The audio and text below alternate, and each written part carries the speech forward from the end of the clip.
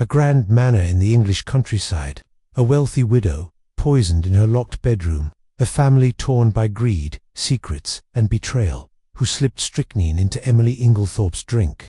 Was it her scheming husband, Alfred, with a hidden letter and a chemist's receipt? Or the spirited nurse, Cynthia, whose shawl was found at the scene? Perhaps the cold-hearted Mary, or the debt-ridden John, desperate for the estate. Enter Hercule Poirot, the brilliant Belgian detective, unraveling a web of alibis, tampered latches, and burned wills. Why was a window broken from within? Who was the shadow in the garden? And what deadly truth lies in a concealed compartment? Step into Styles Court, where every clue hides a lie, and the killer is closer than you think. Chapter 1. The arrival at Styles Court. The train rattled through the Essex countryside, its rhythmic clatter a faint comfort against the ache in Captain Arthur Hastings' leg. The wound from the Great War, a jagged scar earned in the muddy hell of Ypres, throbbed with every jolt, a reminder of battles fought and comrades lost. He leaned against the window, watching fields of green blur past, their serenity at odds with the disquiet in his heart. At 32, Hastings felt older than his years, his spirit worn by the war's relentless toll. Yet, the invitation from his old friend John Cavendish to visit Styles Court promised a reprieve, a chance to escape the sterile wards of Netley Hospital and the weight of his memories. He adjusted his cap, catching his reflection in the glass. A lean face, eyes shadowed with fatigue, but a spark of anticipation flickered there. John's letter had been warm, almost insistent, describing the sprawling manor in Styles St. Mary as a haven of peace. "Come, old chap," he'd written. "Mother's keen to meet you, and the country air will do you wonders." Hastings smiled faintly, picturing John's easy grin, unchanged since their schoolboy days at Harrow. But the letter's warmth couldn't mask a curious undertone, a hint of urgency that piqued Hastings' curiosity. What was it about Styles Court that demanded his presence? The train slowed, screeching to a halt at Styles St. Mary station. Hastings gathered his small valise, his cane tapping the platform as he disembarked. The air was crisp, scented with hay and the faint tang of autumn leaves. A horse-drawn trap waited, its driver a wiry man with a weathered face, who tipped his hat. "Captain Hastings, for Styles Court, sir." "Yes, that's me," Hastings replied, easing himself into the trap. The driver, introducing himself as Tompkins, flicked the reins, and the horse plodded forward. The road wound through hedgerows and past stone cottages, their chimneys puffing lazily into the sky. "Fine place, Styles," Tompkins said, unprompted, "though it's not been the same since the mistress remarried." Hastings raised an eyebrow. "Remarried? Aye, Mr. Alfred Inglethorpe. Younger man, bit of a queer fish, if you ask me."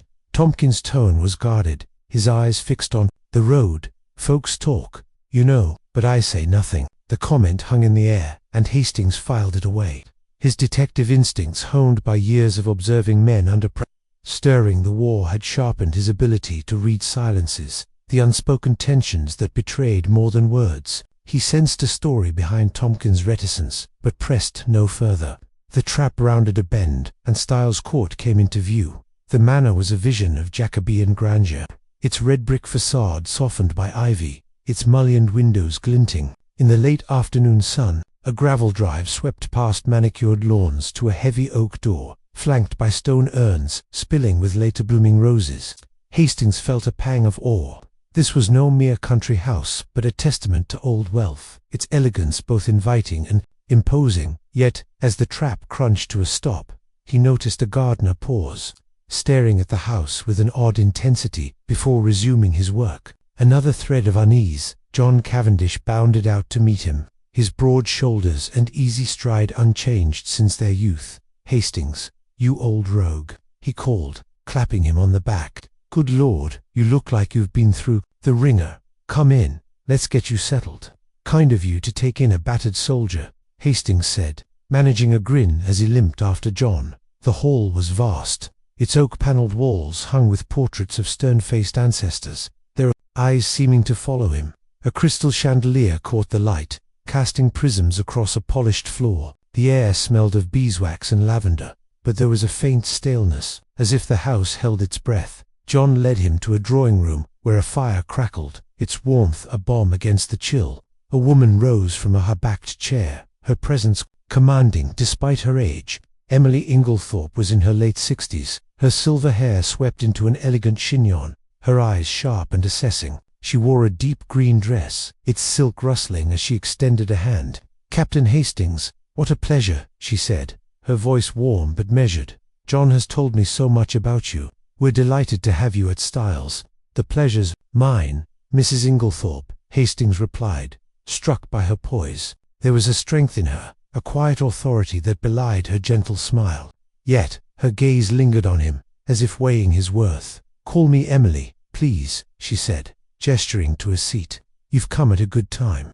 The house is lively, though perhaps too lively for my taste." Her laugh was light, but it didn't reach her eyes. Before Hastings could probe, a man entered, his appearance jarring against the room's elegance. Alfred Inglethorpe was tall, with a sallow complexion and a neatly trimmed beard that failed to mask a weak chin. His eyes darted nervously, and his suit, though expensive, hung awkwardly on his frame. "My dear," he said to Emily, his voice oily, "I didn't realize our guest had arrived." He offered Hastings a limp handshake. "Alfred Inglethorpe, welcome." "Thank you," Hastings said, noting the man's unease. Alfred's smile was too quick, his manner overly deferential. Tompkins' words echoed in his mind, "a queer fish." The door opened again, admitting John's wife, Mary Cavendish. She was striking, with dark hair and a feline grace, but her expression was cool, almost detached. "Captain Hastings," she said, her voice low, "John's been singing your praises. I hope you find Styles restful." Her smile was polite, but her eyes flicked to Alfred, a shadow crossing her face. "Restful is just what I need," Hastings said, sensing the undercurrent of tension. The room felt like a stage, each player aware of an unseen script. He was about to speak when a young woman burst in, her auburn hair loose and her cheeks flushed.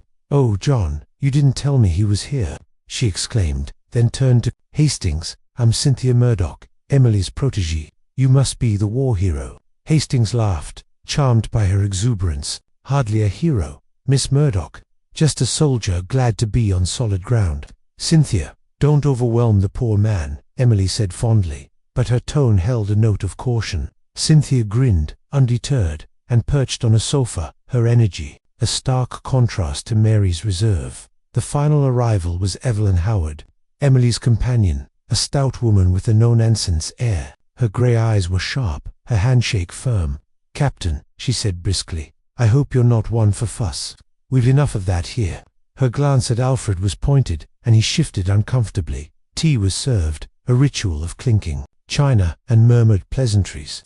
Hastings observed the group, noting the dynamics. John's forced cheer, Mary's distant gaze, Alfred's fidgeting, Cynthia's chatter, and Evelyn's watchful silence. Emily presided with grace, but her hands tightened around her teacup when Alfred spoke. His words about estate repairs overly detailed, as if to fill the silence, as the conversation turned to the war. Hastings shared a sanitized version of his experiences, aware of Emily's attentive gaze. "You've seen so much, Captain," she said softly. "It must make a quiet life seem dull." "Not at all," Hastings replied. "Places like Styles are what we fought for." But even as he spoke, he felt the weight of the room's secrets. The fire popped, and a log fell, sending sparks dancing. Alfred excused himself abruptly, muttering about correspondence, and Emily's lips tightened. Dinner was a grand affair in a dining room lit by candelabras, the table laden with roast pheasant and crystal John regaled Hastings with tales of local hunts, while Cynthia teased him about his horsemanship. Mary spoke little, her eyes on her plate, and Evelyn watched Alfred with barely concealed disdain. Hastings caught fragments of a conversation between Emily and Alfred as the meal ended, their voices low but sharp. "It's not about trust, Alfred," Emily said, her tone icy. "It's about what's right." Alfred's reply was inaudible, but his face paled. He stood, excusing himself again, and Emily's hand trembled as she reached for her wine. Hastings pretended not to notice, but his mind raced. What lay behind that exchange? A will, perhaps, or a betrayal. The war had taught him to trust his instincts, and they screamed that Styles Court was no haven of peace. As the evening wound down, Cynthia played the piano, her fingers coaxing a haunting melody from the keys. Hastings lingered by the window, the moon casting shadows across the lawn. He saw a figure, Alfred, crossing the grass, pausing to glance back at the house. The sight sent a shiver through him, not from the cold. John showed him to his room, a spacious chamber with a 4-poster bed and heavy drapes. "Sleep well, old man," John said, clapping his shoulder. "We'll have you riding with us in no time." Looking forward to it, Hastings lied, his leg aching as he sank onto the bed. The room was luxurious, its walls adorned with pastoral paintings, but the silence felt oppressive. He unpacked his valise, placing a worn photograph of his parents on the bedside table. Their faces steadied him, a reminder of simpler times. As he prepared for bed, a floorboard creaked outside his door. He froze, listening, but heard only the house settling. Yet, the unease lingered, a sense that eyes watched from the shadows. He climbed into bed, the linens cool against his skin, and stared at the ceiling. Styles Court was beautiful, its elegance undeniable, but beneath its polished surface, something stirred, a discord that whispered of secrets and lies. Sleep came, slowly, fragmented by dreams of trenches and gunfire. When he woke, the room was dark, the moon hidden by clouds. He lay still, the silence broken only by the distant tick of a clock. Tomorrow, he would explore this place, its people, its hidden currents. For now, he closed his eyes, haunted by the thought that Styles Court held more than hospitality. It held a mystery, and he was already entangled in its web. Chapter 2. Whispers in the night. The heavy oak door of Styles Court creaked shut behind Captain Arthur Hastings as he stepped into the grand foyer, his boots echoing softly on the polished marble floor. The air carried the faint scent of beeswax and lavender, a testament to the meticulous care Emily Inglethorpe lavished on her estate. Yet, beneath the polished veneer, Hastings sensed a peculiar tension, like a violin string wound too tight. His old friend John Cavendish had welcomed him warmly enough, but there was a shadow in his eyes, a flicker of unease that lingered even as he clapped Hastings on the shoulder and led him to his room. The guest chamber was a study in understated opulence. Crimson drapes framed tall windows, a 4-poster bed stood sentinel in the corner, and a fireplace crackled with a low, inviting flame. Hastings set his suitcase down, his fingers brushing the worn leather, and exhaled. The war had left him hollow, his nerves frayed from the trenches, but Styles' promised respite, a chance to mend in the quiet of the Essex countryside. Yet, as he unpacked, the memory of that odd exchange between Emily and her husband Alfred in the drawing-room gnawed at him.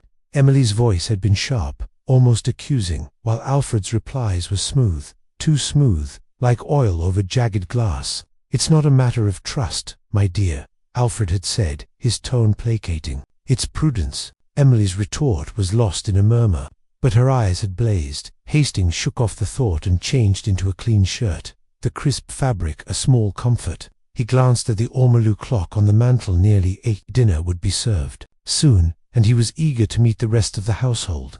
John had mentioned his wife, Mary, a woman of striking beauty but cool reserve. His younger brother, Lawrence, a poet with a penchant for melancholy. Cynthia Murdoch, Emily's spirited young ward, and Evelyn Howard, Emily's companion, whose gruff demeanor seemed at odds with the manor's elegance. A curious bunch, Hastings mused, each a piece in a puzzle he couldn't yet see. The dining room was a spectacle of crystal and candlelight, the long mahogany table gleaming under a chandelier that cast prisms across the walls. Emily presided. At the head, her silver hair swept into an elegant chignon, her smile warm but tinged with distraction.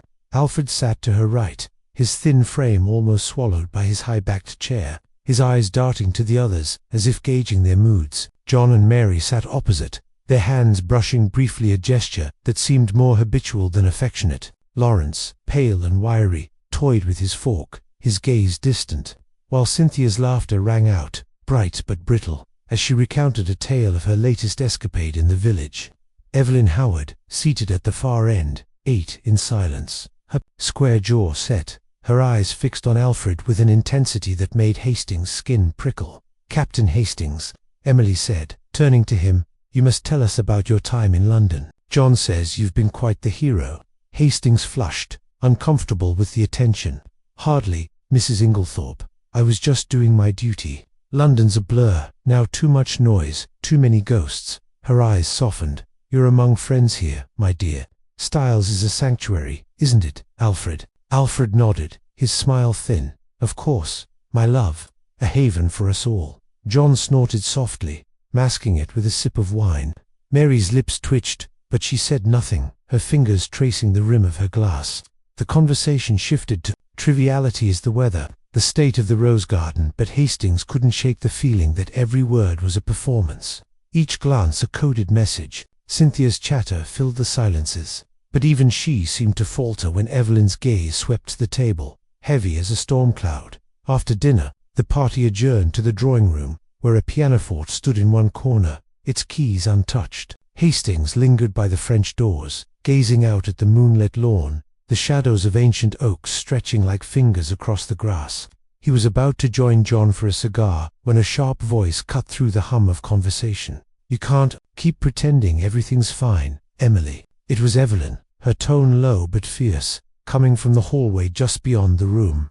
Hastings froze, half hidden by the drapes. "Evelyn, please," Emily replied, her voice strained. "This isn't the time." "When is the time? He's got you wrapped around his finger, and you're too blind to see it." Hastings held his breath, straining to hear more, but footsteps approached, and he stepped back, feigning interest in a landscape painting. Emily re-entered, her cheeks flushed, followed by Evelyn, whose scowl could have curdled milk. Alfred trailed behind, his expression unreadable, and the group resumed their charade of civility. But the air had shifted, charged with unspoken accusations. Later, as Hastings climbed the grand staircase to his room, the house seemed to pulse with secrets. The portraits lining the walls, stern-faced ancestors with eyes that followed, seemed to whisper warnings. He paused at the landing, where a narrow window overlooked the stables. A flicker of movement caught his eye, a figure, cloaked in shadow, slipping through the garden toward the woods. Too tall for Cynthia, too slight for John. Alfred, perhaps, or someone else entirely. The figure vanished before he could be sure. In his room, Hastings tried to sleep, but the house refused to settle. Floorboards creaked, distant doors thudded, and once, a muffled sob echoed through the walls. He sat up, heart pounding, and lit the bedside lamp. The clock read 2 in the morning. Then came the voices, low, urgent, from the corridor below. "You can't change it now." A voice hissed, unmistakably male but too faint to identify. "It's done." "Betrayal is a strong word," came the reply, a woman's voice, sharp and trembling, "but it fits." Hastings crept to his door, easing it open a crack. The corridor was dark, save for a sliver of light spilling from the library.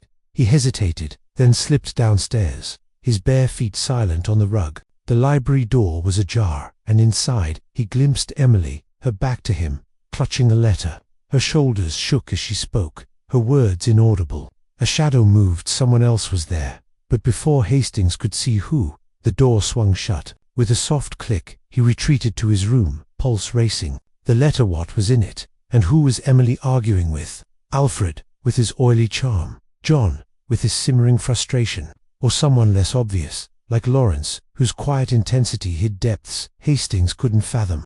Sleep eluded him, the night stretching into a tapestry of questions. Morning dawned grey and damp, the sky heavy with the promise of rain. At breakfast, the household gathered, but the mood was subdued. Emily appeared distracted, her fingers fidgeting with a silver teaspoon. When a maid delivered the morning post, Emily's hand darted out, snatching a letter before anyone could see it. She tucked it into her sleeve, her smile faltering as she met Hastings' gaze. "Anything interesting, Mother?" John asked, his tone light but his eyes sharp. "Just bills," Emily said, too quickly. Alfred raised an eyebrow but said nothing, his attention on his coffee. Cynthia chattered about a village fair, but her usual vivacity seemed forced, her glances darting to Emily. Lawrence was absent, reportedly working on his poetry, while Mary excused herself early, claiming a headache. Evelyn, as always, watched everyone, her silence louder than words. As the meal ended, Hastings lingered, hoping to speak with Emily alone, but she slipped away, murmuring about estate matters. He wandered the grounds instead, the crunch of gravel underfoot grounding him. The gardens were a maze of hedges and rosebeds, their beauty marred by an air of neglect, as if the estate itself were holding its breath. Near the greenhouse, he spotted Cynthia, her auburn hair catching the light as she pruned a rosebush with surprising ferocity. "Captain Hastings," she called, waving him over, escaping the gloom of the house. He smiled, "Something like that. You seem at home here." She laughed, but it was hollow. "Oh, I love Styles, but it's like living in a play everyone's acting, and no one knows the script." She snipped a thorned stem, her fingers trembling slightly. "Emily's been odd lately, don't you think? Always clutching letters, jumping at shadows." Hastings nodded, choosing his words carefully. "She does seem preoccupied. Any idea why?" Cynthia's eyes flicked to the house, then back to him. "She's too kind, that's her trouble. Trusts the wrong people." She hesitated, then leaned closer. "I saw Alfred in the village yesterday, meeting some man I didn't recognize. They looked secretive, and not the good kind." Before Hastings could press her, a shout came from the house. John appeared at the terrace, his face pale. "Hastings, come quickly, mother's taken ill." Hastings raced back, Cynthia at his heels. In the drawing room, Emily sat slumped in an armchair, her face ashen, a crumpled letter in her lap. Alfred knelt beside her, his voice soothing, but his eyes were cold, calculating. Mary hovered nearby, her expression unreadable, while Evelyn barked orders at a maid to fetch a doctor. "It's just a faint," Alfred said, patting Emily's hand. "No need for a fuss." Evelyn glared at him. "No need. She's been like this since last night, and you know why?" Hastings' gaze fell on the letter, its waxed seal broken, the paper creased as if gripped too tightly. He couldn't read the words, but the sight of it stirred the memory of last night's argument. As the doctor arrived and the household dispersed, Hastings resolved to watch closely. The letter, the shadowy figure, the whispered betrayal. Something was terribly wrong at Styles, and he was determined to uncover it before it was too late. Chapter 3. The Belgian detectives. The morning sun spilled through the tall windows of Styles Court, casting golden streaks across the polished oak floors of the breakfast room. Captain Arthur Hastings, still adjusting to the opulence of the Essex manor, sat at the long mahogany table, his fork poised over a plate of kedgeree. The room buzzed with the quiet clink of cutlery and the murmur of the household, but an undercurrent of unease lingered, like a faint mist, refusing to dissipate. The cryptic argument he'd overheard the previous night between Emily Inglethorpe and her husband Alfred gnawed at his thoughts, as did the strained glances exchanged between John Cavendish and his wife Mary over their morning tea. Hastings sipped his coffee, its bitterness grounding him as he observed the family. Emily, the matriarch, presided at the head of the table, her silver hair impeccably coiled, her smile warm but tinged with distraction. Alfred, her younger husband, sat to her right, his thin fingers fidgeting with a napkin, his eyes darting nervously. John, the elder stepson, slouched slightly, his jaw tight as he avoided looking at Mary, who stirred her tea with a precision that seemed more mechanical than mindful. Lawrence, John's younger brother, scribbled absent-mindedly in a notebook, his poet's soul seemingly detached from the tension. Cynthia Murdoch, the vibrant young ward, chattered brightly about a charity bazaar, though her laughter rang a touch too shrill. Evelyn Howard, Emily's stern companion, glowered at her plate, her disapproval of Alfred palpable. The memory of last night's whispers, words like will and betrayal, drifting through the corridor, kept Hastings on edge. He'd resolved to watch the household closely, but the task felt daunting in the daylight, where civility masked secrets. As he pondered how to proceed, a name surfaced in his mind: Hercule Poirot, the quirky Belgian refugee, a former detective Hastings had met during the war, was living nearby in the village of Styles, St. Mary. Poirot's sharp intellect and knack for unraveling human motives might shed light on the manor's shadows. The thought of his old friend brought a spark of hope, and Hastings decided to seek him out. After breakfast, he excused himself, claiming a need for fresh air.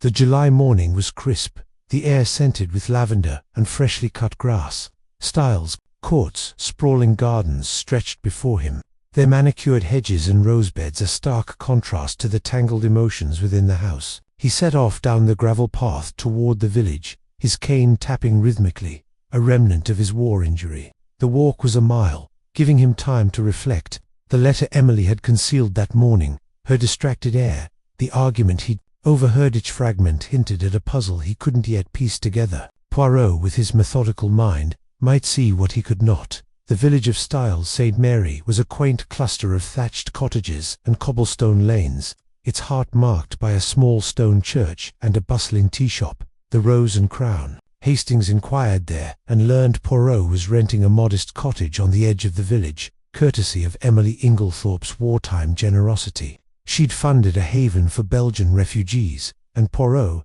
ever grateful, had settled here. Hastings followed the directions, his anticipation growing with each step. He hadn't seen Poirot in over a year, but the man's peculiar habits, his obsession with symmetry, his waxed moustache, his penchant for tisanes were unforgettable. The cottage was a charming affair, its whitewashed walls draped with climbing roses. Hastings knocked, and the door swung open to reveal Hercule Poirot himself, as immaculate as ever. He was short, barely 5'4", with a head shaped like an egg, tilted slightly as if appraising the world. His moustache, waxed 2 perfect points, gleamed in the sunlight, and his green eyes sparkled with mischief and intelligence. He wore a crisp linen suit, a bow tie knotted with precision, and his patent leather shoes shone as if polished that morning. "Ami Hastings," Poirot exclaimed, his French accent undiminished by his years in England. "What a delight! You appear, as always, with the air of a man on a mission." Come entresse." Hastings grinned, warmed by Poirot's enthusiasm. "It's good to see you, old chap. I'm staying at Styles Court, and I could use your particular talents." Poirot's eyes narrowed, a glint of curiosity flashing. "Talents, you say? For what purpose does Captain Hastings summon the little grey cells of Hercule Poirot? But, first, a tisane, you English and your tiba. A proper infusion will clear the mind." They settled in Poirot's parlour, a room so orderly it seemed a reflection of the man himself. Books lined the shelves in perfect alignment, a small vase of daisies sat precisely centered on the table, and the cushions on the sofa were plumped to identical fullness. Poirot poured a steaming herbal concoction from a porcelain teapot, its aroma faintly medicinal. Hastings, accustomed to strong English tea, sipped cautiously and found it surprisingly pleasant. "Now, mon ami," Poirot said, leaning back in his chair, his hands folded over his waistcoat, "tell me of this Styles Court and why it troubles you." Hastings recounted the events of the past 2 days, his arrival at the manor, the strained family dynamics, the overheard argument, and Emily's secretive behavior with the letter. He described the household in detail: Millie's benevolence, Alfred's nervous demeanor, John's frustration, Mary's aloofness, Lawrence's detachment, Cynthia's forced cheer, and Evelyn's hostility. Poirot listened intently, his fingers steepled, his eyes half closed, as if visualizing the scene. "And this letter," Poirot interjected, "you say Madame Inglethorpe concealed it quickly. Describe her manner, if you please." "She was flustered," Hastings said, recalling the moment. "She'd been rifling through a drawer in the morning room, pulled out an envelope, and tucked it into her sleeve when she saw me. Her smile was tight, like she was covering something." Poirot nodded, his moustache twitching. "And the argument you overheard, the words will and betrayal, they suggest a matter of inheritance, perhaps, or a breach of trust." "Most interesting. Tell me, were there other details?" A sound, a gesture, a scent. Hastings frowned, searching his memory. It was late, past midnight. The voices came from the library. "I think one was Emily's, sharp and upset. The other, I couldn't place it. A man, perhaps, but low, almost a whisper. I didn't catch much else." Poirot's eyes gleamed. "A whisper, you say? The library at midnight, a place for secrets. And this household such a mix of motives. The wealthy matriarch, the younger husband, the stepsons who may inherit, the wife who is distant, the ward who is charming yet nervous, the companion who disapproves. A tableau ripe for intrigue. But we must have more data, Hastings. The little grey cells, they require precision." Before Hastings could respond, a knock interrupted them. Poirot rose, his movements deliberate, and opened the door to reveal a young boy, no older than 12, clutching a crumpled note. "Mr. Poirot, sir," the boy said, breathless. "From Mrs. Inglethorpe at Styles. She said it's urgent." Poirot took the note, his expression unreadable, and dismissed the boy with a coin and a nod. He unfolded the paper, his eyes scanning. "The elegant handwriting, mon Dieu," he murmured. "Madame Inglethorpe requests my presence at Styles this afternoon. She speaks of a matter of great delicacy, and asks for discretion." "Most intriguing." Hastings leaned forward, his curiosity piqued. She must know something's wrong. Could it be about the letter, or the argument? "Perhaps," Poirot said, folding the note and slipping it into his pocket. Or perhaps it is something else entirely. The human heart, Hastings, it is. A labyrinth. We shall go to Styles, you and I, and observe. But first, a small detour. A detour? Hastings asked, puzzled. Poirot's smile was enigmatic. To the village chemist. A remark you made about a spilled coffee cup in the morning room. It intrigues me. Such a detail, so small, yet it may hold significance. Come. The walk to the chemist's shop was brisk, Poirot's short legs moving with surprising speed. The shop, a narrow building with a green-painted door, smelled of lavender and carbolic. Mr. Wells, the chemist, a wiry man with spectacles perched on his nose, greeted them warmly. Poirot, with his usual charm, inquired about recent purchases of cleaning agents or unusual substances, framing it as a matter of village curiosity. Cleaning agents, Mr. Wells said, scratching his chin. Or Mrs. Inglethorpe's staff did buy a bottle of ammonia last week. For the household, they said. Nothing odd about that. But he hesitated, glancing at Poirot.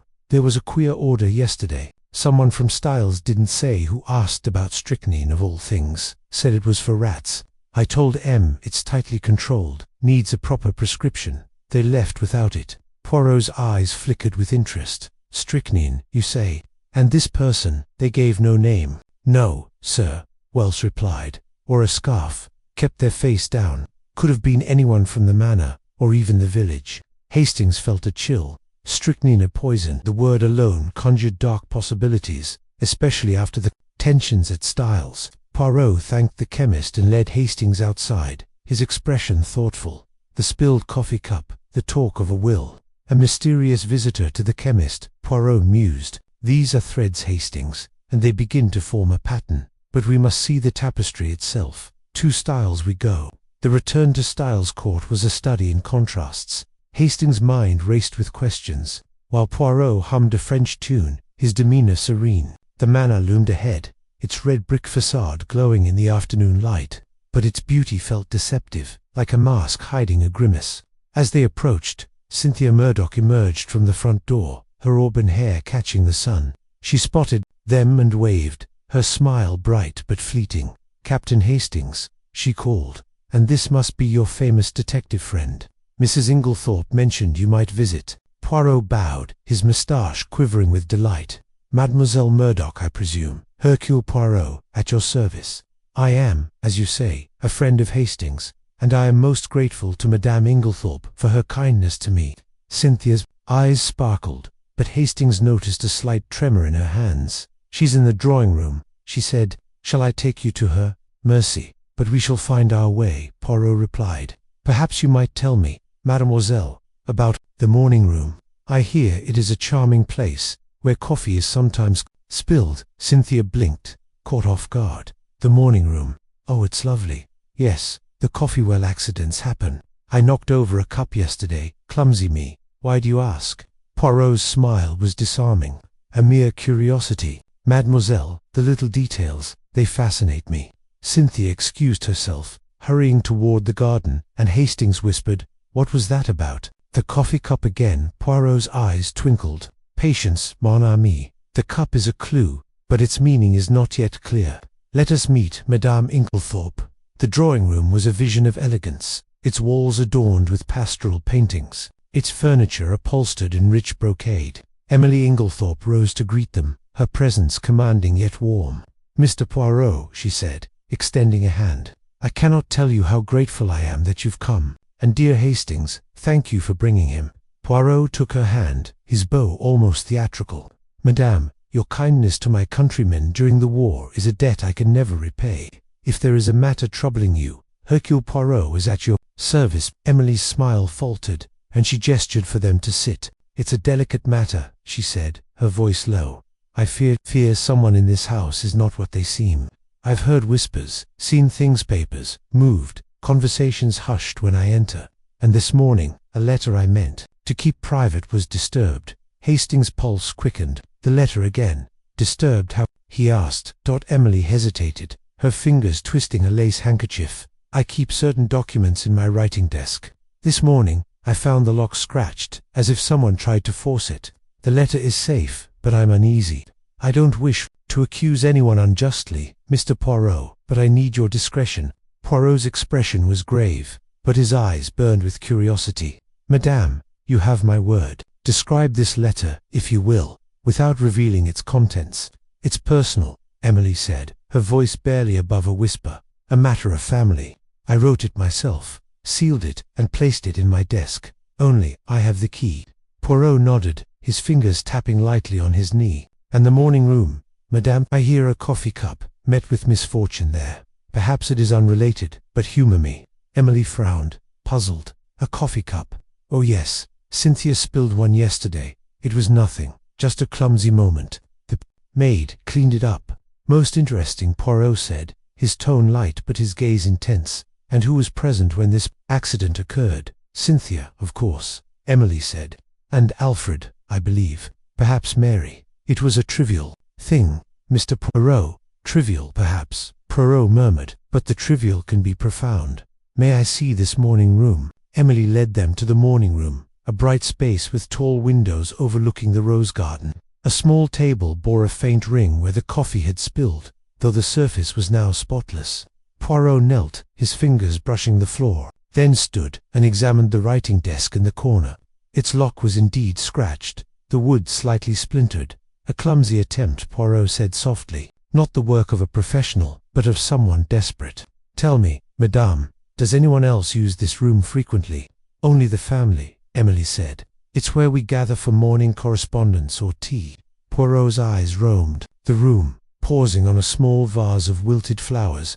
"These flowers," he said, "they are not fresh. Yet the maid, she is diligent. Nan, why have they not been replaced?" Emily flushed. "I hadn't noticed. The staff have been busy with the bizarre preparations." Poirot nodded, but Hastings saw the wheels turning in his mind. They returned to the drawing room, where Emily excused herself to attend to household matters. Poirot lingered, his gaze distant. "What are you thinking?" Hastings asked, unable to contain his curiosity. Poirot turned, his smile enigmatic. "I am thinking, mon ami, that the spilled coffee cup is no accident. It is a signal, a distraction, perhaps a clue. And the letter, its disturbance, is no coincidence. Someone in this house seeks something, and they are not subtle. We must observe." Hastings, with the eyes of the hawk and the patience of the spider. As they prepared to leave, Poirot paused at the drawing-room door, his head tilted. "Listen," he whispered. From the hall came a faint rustle, then the soft click of a door closing. Someone had been eavesdropping. Hastings' heart raced. Who was that? Poirot's smile widened. "That, mon ami, is what we shall discover. The game, it has begun." They stepped into the hall, but it was empty, the silence heavy with secrets. Poirot's visit to Styles had ignited a spark, and Hastings felt a thrill of anticipation. Whatever lay hidden in the manor's elegant facade, Poirot's little grey cells were now on the case, and the truth, however elusive, was within reach. The afternoon waned, and Poirot insisted on a stroll through the gardens before returning to his cottage. The air was thick with the scent of roses, but Hastings' mind was elsewhere, replaying the chemist's words about strychnine, the scratched desk, the wilted flowers. Poirot, however, seemed unperturbed, pausing to admire a perfectly symmetrical hedge. "Beauty, Hastings," he said, "is in the order, the balance, but chaos, it reveals the truth. We shall return tomorrow, and I shall bring my magnifying glass. The little details, they will speak." As they parted at the garden gate, Poirot's eyes gleamed with a quiet confidence. "Sleep well, mon ami," he said, "but keep your ears open. At Styles Court, the walls, they whisper." Hastings returned to the manor, his heart lighter but his senses sharp. The Belgian detective had arrived, and with him, the promise of answers. The mystery of Styles was no longer a shadow, it was a challenge, and Poirot was ready to meet it. Chapter 4. The locked room. The dawn broke over Styles Court with a deceptive calm. The Essex countryside bathed in a soft golden haze that belied the storm brewing within the manor's walls. Captain Arthur Hastings, still adjusting to the opulent, yet uneasy atmosphere of the Inglethorpe household, had slept fitfully, his dreams haunted by the cryptic whispers and strained glances he'd observed the previous night. The grandeur of the manor, its polished oak panels, sprawling gardens, and chandeliers glinting in the morning light, felt like a stage set for a drama he couldn't yet name. But as the first rays of sunlight pierced his curtains, a piercing scream shattered the tranquility. yanking him from his restless slumber. Hastings bolted upright, his heart pounding as the scream echoed, sharp and desperate, from somewhere deep within the house. He threw on a dressing gown, his war-honed instincts kicking in despite the ache in his wounded leg, and rushed into the corridor. The scream had come from the east wing, where Emily Inglethorpe's private quarters lay. The hallway was already alive with chaos, servants in disarray, their faces pale, and John Cavendish, his shirt half-buttoned, charging toward his stepmother's room with a look of dread. "What's happened?" Hastings demanded, catching up to John as they neared Emily's door. "It's Mother," John said, his voice tight. "Cynthia, she found her. Something's horribly wrong." The door to Emily's bedroom stood ajar, an unusual breach of the matriarch's strict privacy.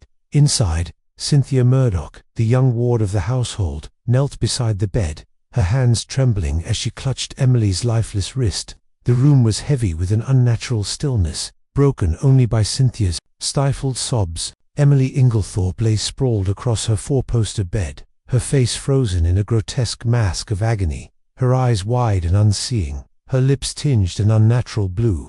The air carried a faint, acrid odor, chemical, almost medicinal, that made Hastings' stomach churn. "My God," Hastings whispered, his gaze darting around the room. The door's heavy bolt was drawn shut from the inside, the windows latched, and the key still rested in the lock. A shattered coffee cup lay in pieces on the floor, its dark contents staining the Persian rug. A small table beside the bed held a half-empty glass of water and a vial of what appeared to be sleeping draught, its cap loosely screwed on. John pushed past Hastings, his face ashen. "Mother, no, wake up."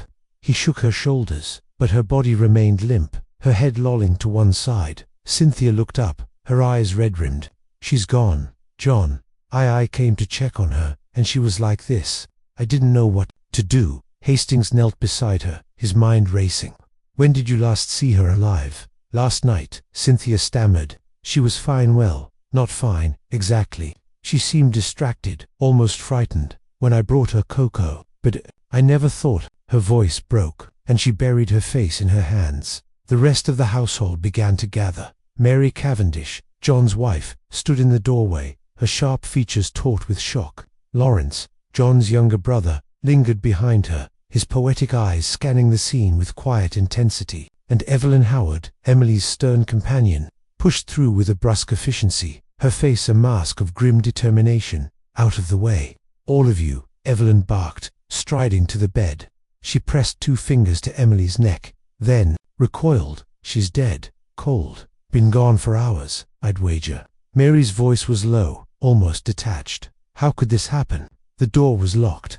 Bolted too," Hastings added, pointing to the heavy iron bolt, slid firmly into place. "No one could have gotten in or out without breaking it."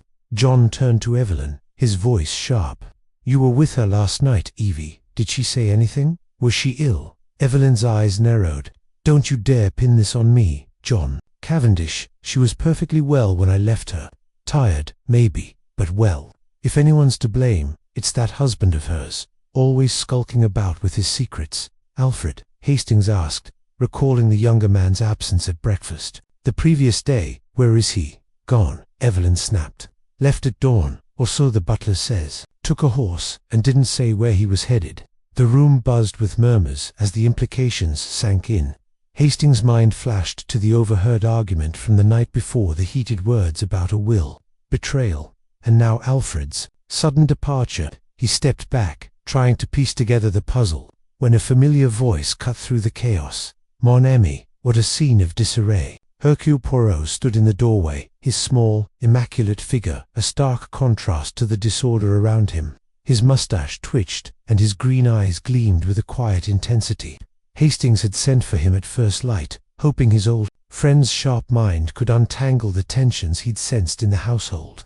Now Poirot's arrival felt like a lifeline. "Poirot," Hastings exclaimed, "thank God you're here. It's Emily, she's dead." Poirot's gaze swept the room, taking in every detail with the precision of a watchmaker. "Dead, you say? And in a locked room, no less. Most intriguing." He stepped forward, his polished shoes silent on the rug, and knelt beside the bed. His fingers hovered over Emily's face, not touching, as he studied her expression. The contortion of the features, the bluish tint, Strychnine, perhaps strychnine, John echoed, his voice cracking. Poison? You're saying someone poisoned her?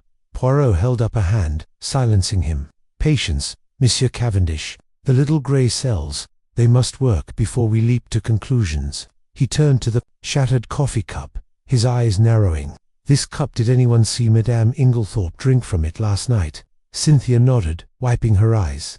I brought it to her myself. Around 9. She always had coffee after dinner, not cocoa. She said it helped her sleep. Curious, Poirot murmured, lifting a shard of the cup with a handkerchief. He sniffed it, his nose wrinkling at the faint chemical scent. And this sleeping draught? He gestured to the vial on the table. I gave it to her, Evelyn said gruffly. Just her usual dose. I've done it 100 times.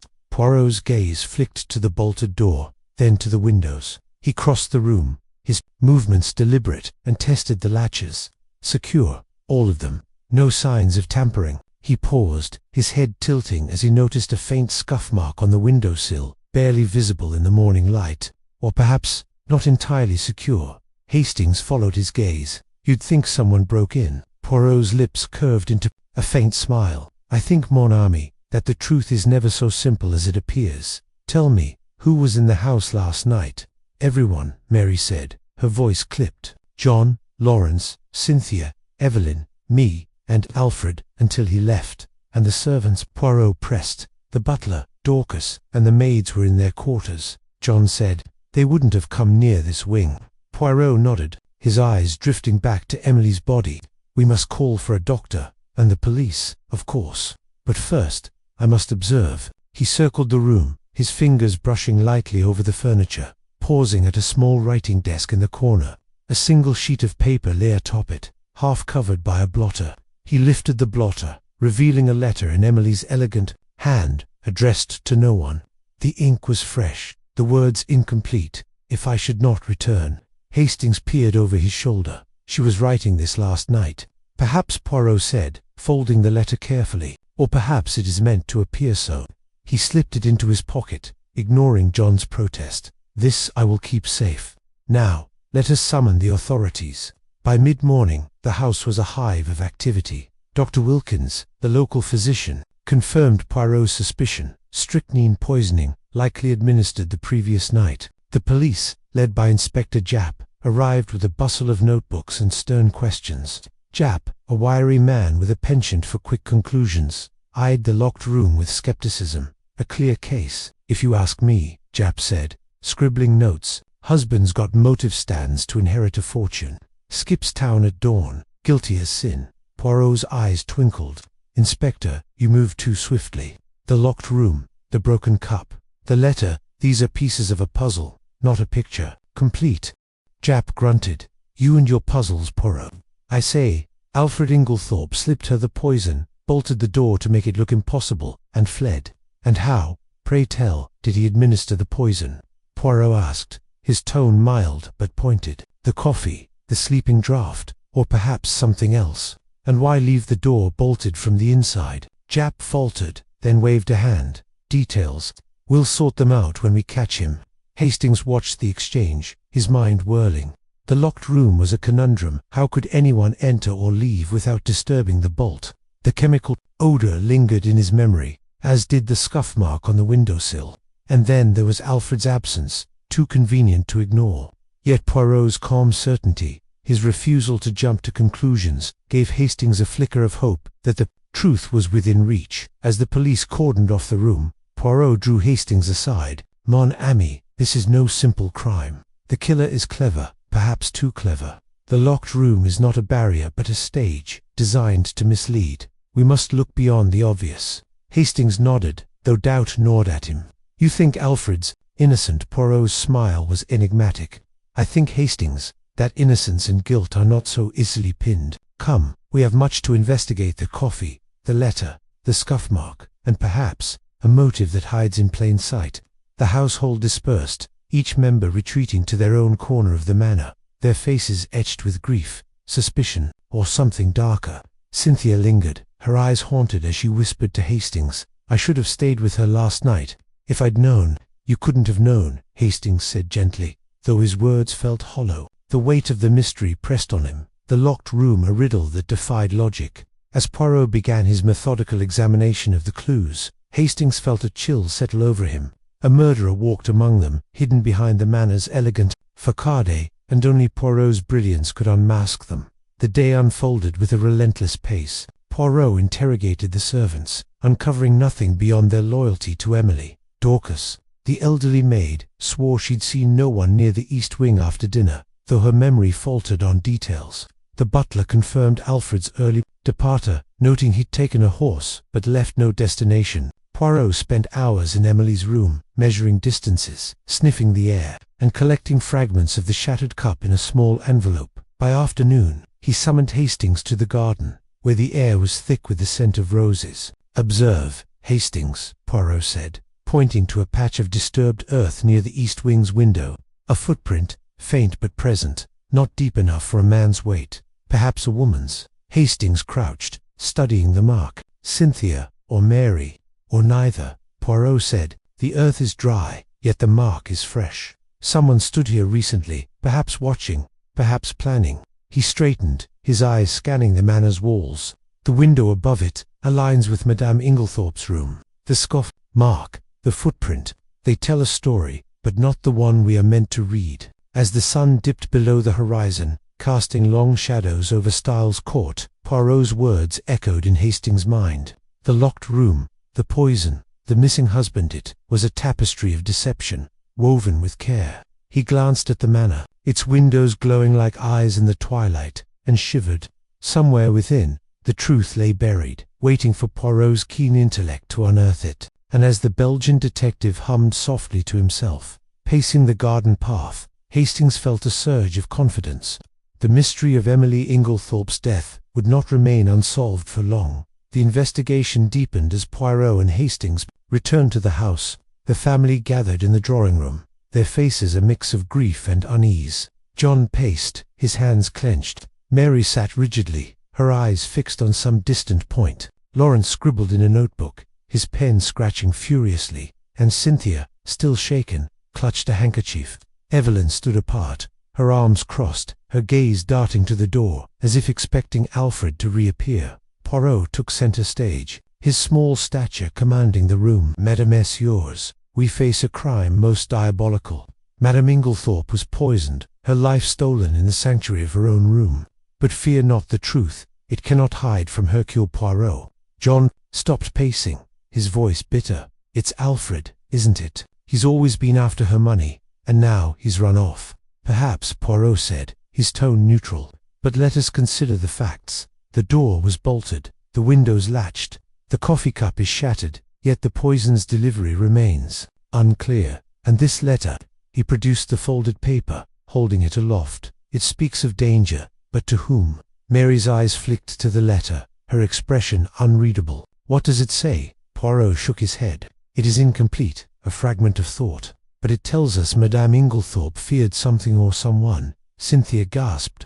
"She was frightened last night. I saw it in her eyes when I brought the coffee." She kept looking at the door, as if expecting someone. "Interesting," Poirot murmured. "And who else was near her room last night?" Silence fell, heavy and accusing. Lawrence cleared his throat. "I was in my study, writing. I heard nothing." "I was in the library," Mary said, her voice cool, "reading, alone." Evelyn snorted. "And I was in my room, as always." "You're wasting time, Mr. Poirot. Alfred's the one you should be chasing." Poirot's smile was thin.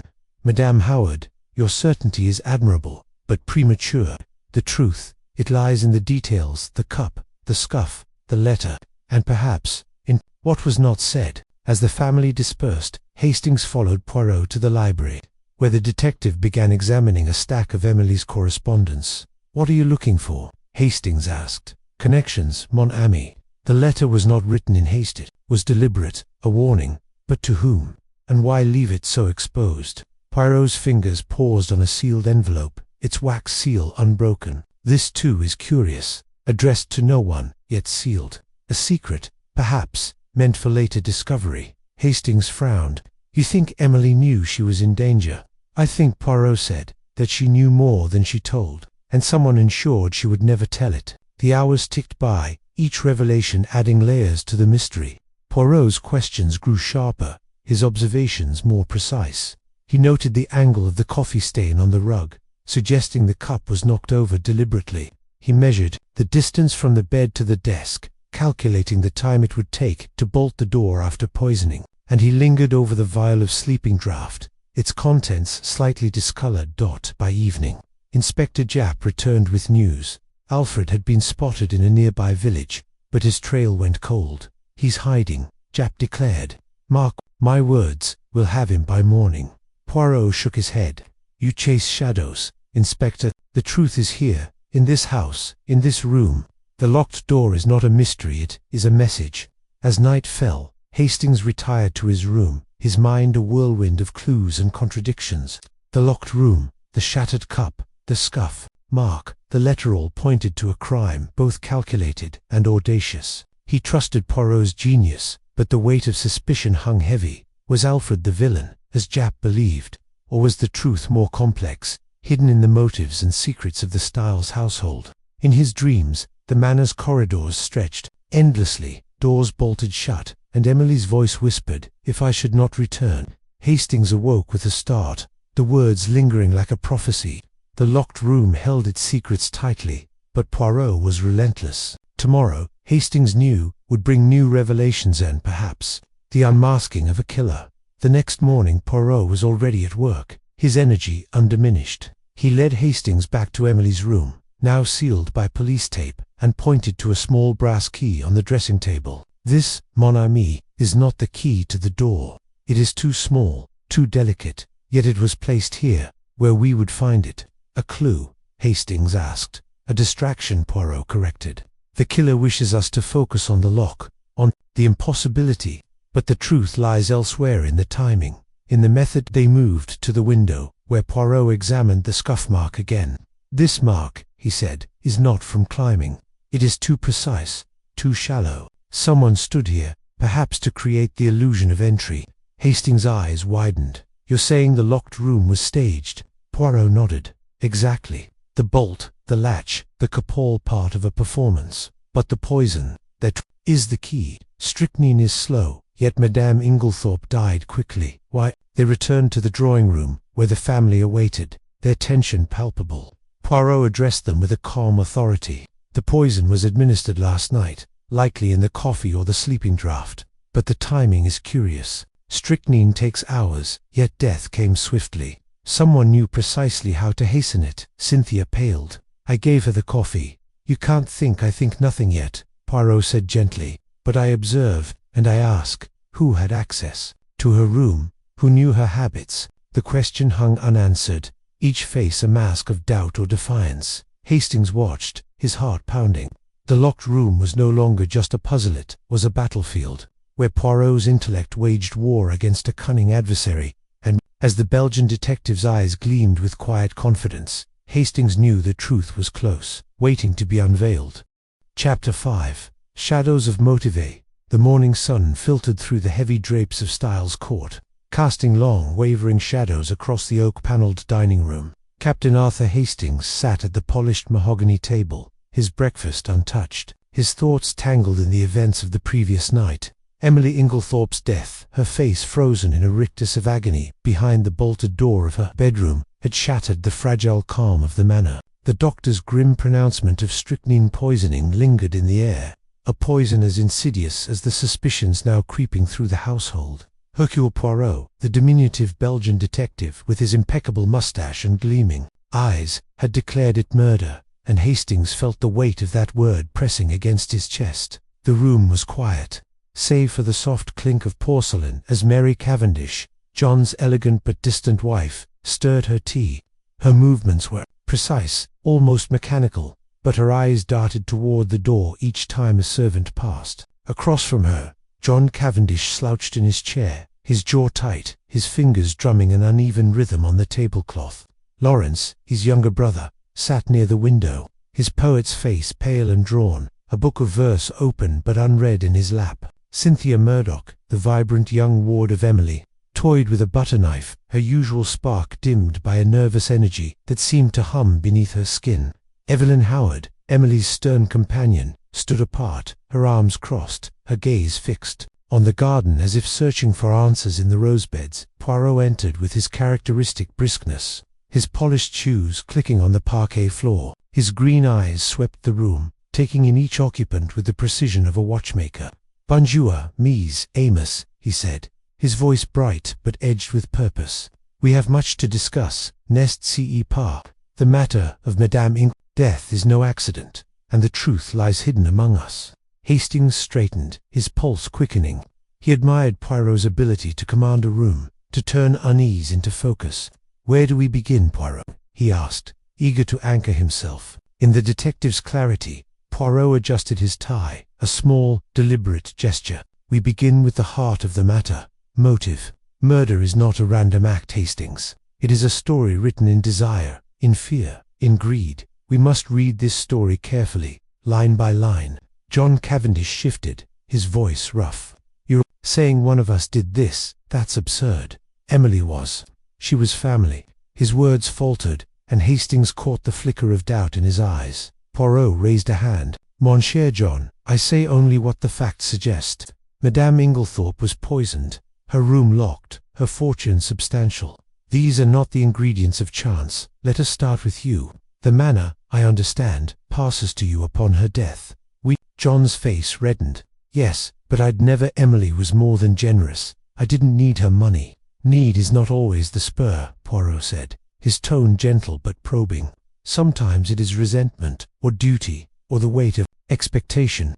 Tell me, what was your relationship with your stepmother like?" John hesitated, glancing at Mary, who looked away, her lips pressed into a thin line. "It was fine," he said at last. "She could be overbearing, always managing things, but we got along. I respected her." "Respect," Poirot mused, pacing slowly. "A curious word. Respect can coexist with frustration, can it not?" He turned to Mary, his gaze softening. "And you, Madame Cavendish, how did you find Madame Inglethorpe?" Mary's spoon paused mid-stir. "She was kind," she said, her voice cool, but particular. "She liked things her way. I kept my distance." Hastings noted the guarded edge in her words, the way her fingers tightened around the spoon. Mary was a woman of poise, her dark hair swept into a flawless chignon, but there was a brittleness to her today, as if she were holding herself together by will alone. Poirot nodded, then turned to Lawrence, who had been silent, his eyes fixed on the book. "And you, Monsieur Lawrence, you are the younger son. We, less bound by the estate, perhaps, but no less affected by its fortunes." Lawrence looked up, his expression wary. "I never cared about the money," he said softly. "Emily was good to me. She encouraged my writing, even when others thought it foolish." "Yet," Poirot said, tilting his head, "there is a shadow in your voice, something unsaid. Did you ever disagree with her?" Lawrence's fingers twitched, closing the book with a soft thud. "Not really. She could be intense, but I owed her too much to argue." Poirot's eyes narrowed, but he moved on, his attention settling on Cynthia. "Mademoiselle Murdoch, you are young, full of life, yet today you seem troubled. Madame Inglethorpe was your guardian, n'est-ce pas? What was she to you?" Cynthia's butter knife clattered to the table, and she flushed. "She was everything," she said, her voice catching. "She took me in when I had no one. But she could be strict, always watching, always expecting me to be perfect." Poirot's smile was almost tender. "Perfection is a heavy burden. Mademoiselle, did it ever make you resent her?" "No." Cynthia's eyes widened, and she leaned forward. "I loved her. I'd never hurt her." "Of course," Poirot said smoothly, but his gaze lingered, as if weighing her words against some invisible scale. He turned at last to Evelyn Howard, who had remained statue-like by the window. "And you, Mademoiselle Howard, you were Madame Inglethorpe's companion, her confidant. Yet I sense a storm in you. What do you wish to say?" Evelyn's lips tightened, and she turned, her eyes blazing. "I'll say it plain. Alfred Inglethorpe is a scoundrel. He married Emily for her money, and now she's dead. You don't need to look further than that." The room stilled. Hastings felt a jolt, the bluntness of her accusation cutting through the morning's haze. Alfred, Emily's younger husband, had been conspicuously absent since the discovery of her body, his whereabouts unknown during the critical hours of the night. Poirot raised an eyebrow. "A serious charge, mademoiselle. Have you evidence?" Evelyn's hands clenched. "I've seen how he looks at her bank book. how he whispers with those shady men from the village. He fought with her last week about money, always money. She was going to change her will, cut him out. I told her to do it sooner. Hastings' mind raced. A will. The overheard argument last night, the mention of betrayal, it all pointed to Alfred, but Poirot's expression remained unreadable. His fingers steepled as he absorbed Evelyn's words. "Let us speak of this will," Poirot said. "Madame Inglethorpe's fortune is significant. We, who benefits most from its distribution." John cleared his throat. "The manor goes to me, as I said. But her investments, her savings, that's different. She redid her will a month ago, favoring Alfred. I didn't care, honestly. I've got enough to manage here." "Favoring Alfred," Poirot repeated, his voice soft as velvet. "And yet, Mademoiselle Howard, you say she planned to change it again." "Curious, Nan." Evelyn nodded sharply. "She told me she'd had enough of his scheming. She was going to leave more to John, to Cynthia, even to me. She was meeting her solicitor next week." Poirot's eyes gleamed, and Hastings knew that his friend was piecing together a puzzle only he could see. "Then we must find this will," Poirot said. "Or, perhaps, its remnants. Hastings, come with me. We shall inspect Madame Inglethorpe's room once more." The household dispersed, their faces a mix of relief and unease, as if Poirot's questions had stirred a hornet's nest. Hastings followed him up the grand staircase, the air growing heavier with each step. Emily's bedroom, still sealed as a crime scene, loomed at the end of the corridor, its door a silent sentinel. Inside, the room was untouched, the air thick with the faint chemical odor Poirot had noted earlier. The heavy four-poster bed, where Emily had died, dominated the space, its crimson curtains drawn back like a stage after a tragedy. The shattered coffee cup still lay near the bedside table, its fragments glinting in the sunlight. Poirot moved, with purpose, his gloved hands tracing the edges of the furniture, pausing at the fireplace. "Look, Hastings," he said, crouching by the hearth. "The ashes are fresh. Someone burned something here, and not long ago." He sifted through the cinders, his fingers deft, until he extracted a small, charred fragment of paper. The edges were blackened, but a few words were legible. "Hereby revoke," and "My husband Alfred." "A will," Hastings breathed, his heart pounding. She was changing it, just like Evelyn said. Poirot's lips curved into a faint smile. "Perhaps, my friend, or perhaps this is what someone wishes us to believe. The fire is a clumsy tool for secrets. It leaves traces." He pocketed the fragment, his eyes scanning the room. "We must consider all possibilities. A burned will suggests intent, but whose? The murderer's, to hide a motive, or the victim's, to protect someone?" Hastings frowned, struggling to keep up. "You think someone else burned it, but why?" Poirot tapped his temple. "The little grey cells. Hastings, they must work. A will is a map of desires, but also of fears. We must ask, who feared Madame Inglethorpe's intentions most?" They returned downstairs, where the household had gathered in the drawing-room, their voices low and tense. Poirot held up the fragment, and a collective gasp rippled through the room. "This," he said, "is a piece of a will, burned in Madame Inglethorpe's fireplace. It speaks of revocation, of change. Who among you knew of her plans?" John's face paled. "I didn't know she'd actually done it. She mentioned once that she might." But Mary's eyes flickered to her husband, then away. "She never told me anything," she said, her voice brittle. Cynthia clutched her hands together, her knuckles white. "She said something about making sure I was taken care of, but I thought it was just talk." Evelyn's voice cut through. "I told you, it was Alfred. He must have found out and panicked." Poirot's gaze lingered on each face, as if peeling back layers of truth. "We shall see," he said. "But motives are like shadows. Ms. Amos, they shift with the light. We must look deeper." Over the next hours, Poirot conducted interviews. In the library, each session a delicate dance of questions and silences. Hastings sat by, taking notes, marveling at his friend's ability to coax revelations from the unwilling. First was John, who admitted to financial strain. "The manor's upkeep is a nightmare," he confessed, rubbing his temples. "Emily helped, but it was never enough. I didn't want her money. I just wanted her to stop meddling in my life." Poirot nodded, his eyes sharp. "And your stepfather, Alfred, did you resent his place in her affections?" John's jaw tightened. "He's a leech, always was, but I didn't kill her to spite him." Mary followed, her composure fraying at the edges. "Emily was generous," she said, her voice low, "but she had a way of making you feel small. Always watching, always judging. I kept out of her way."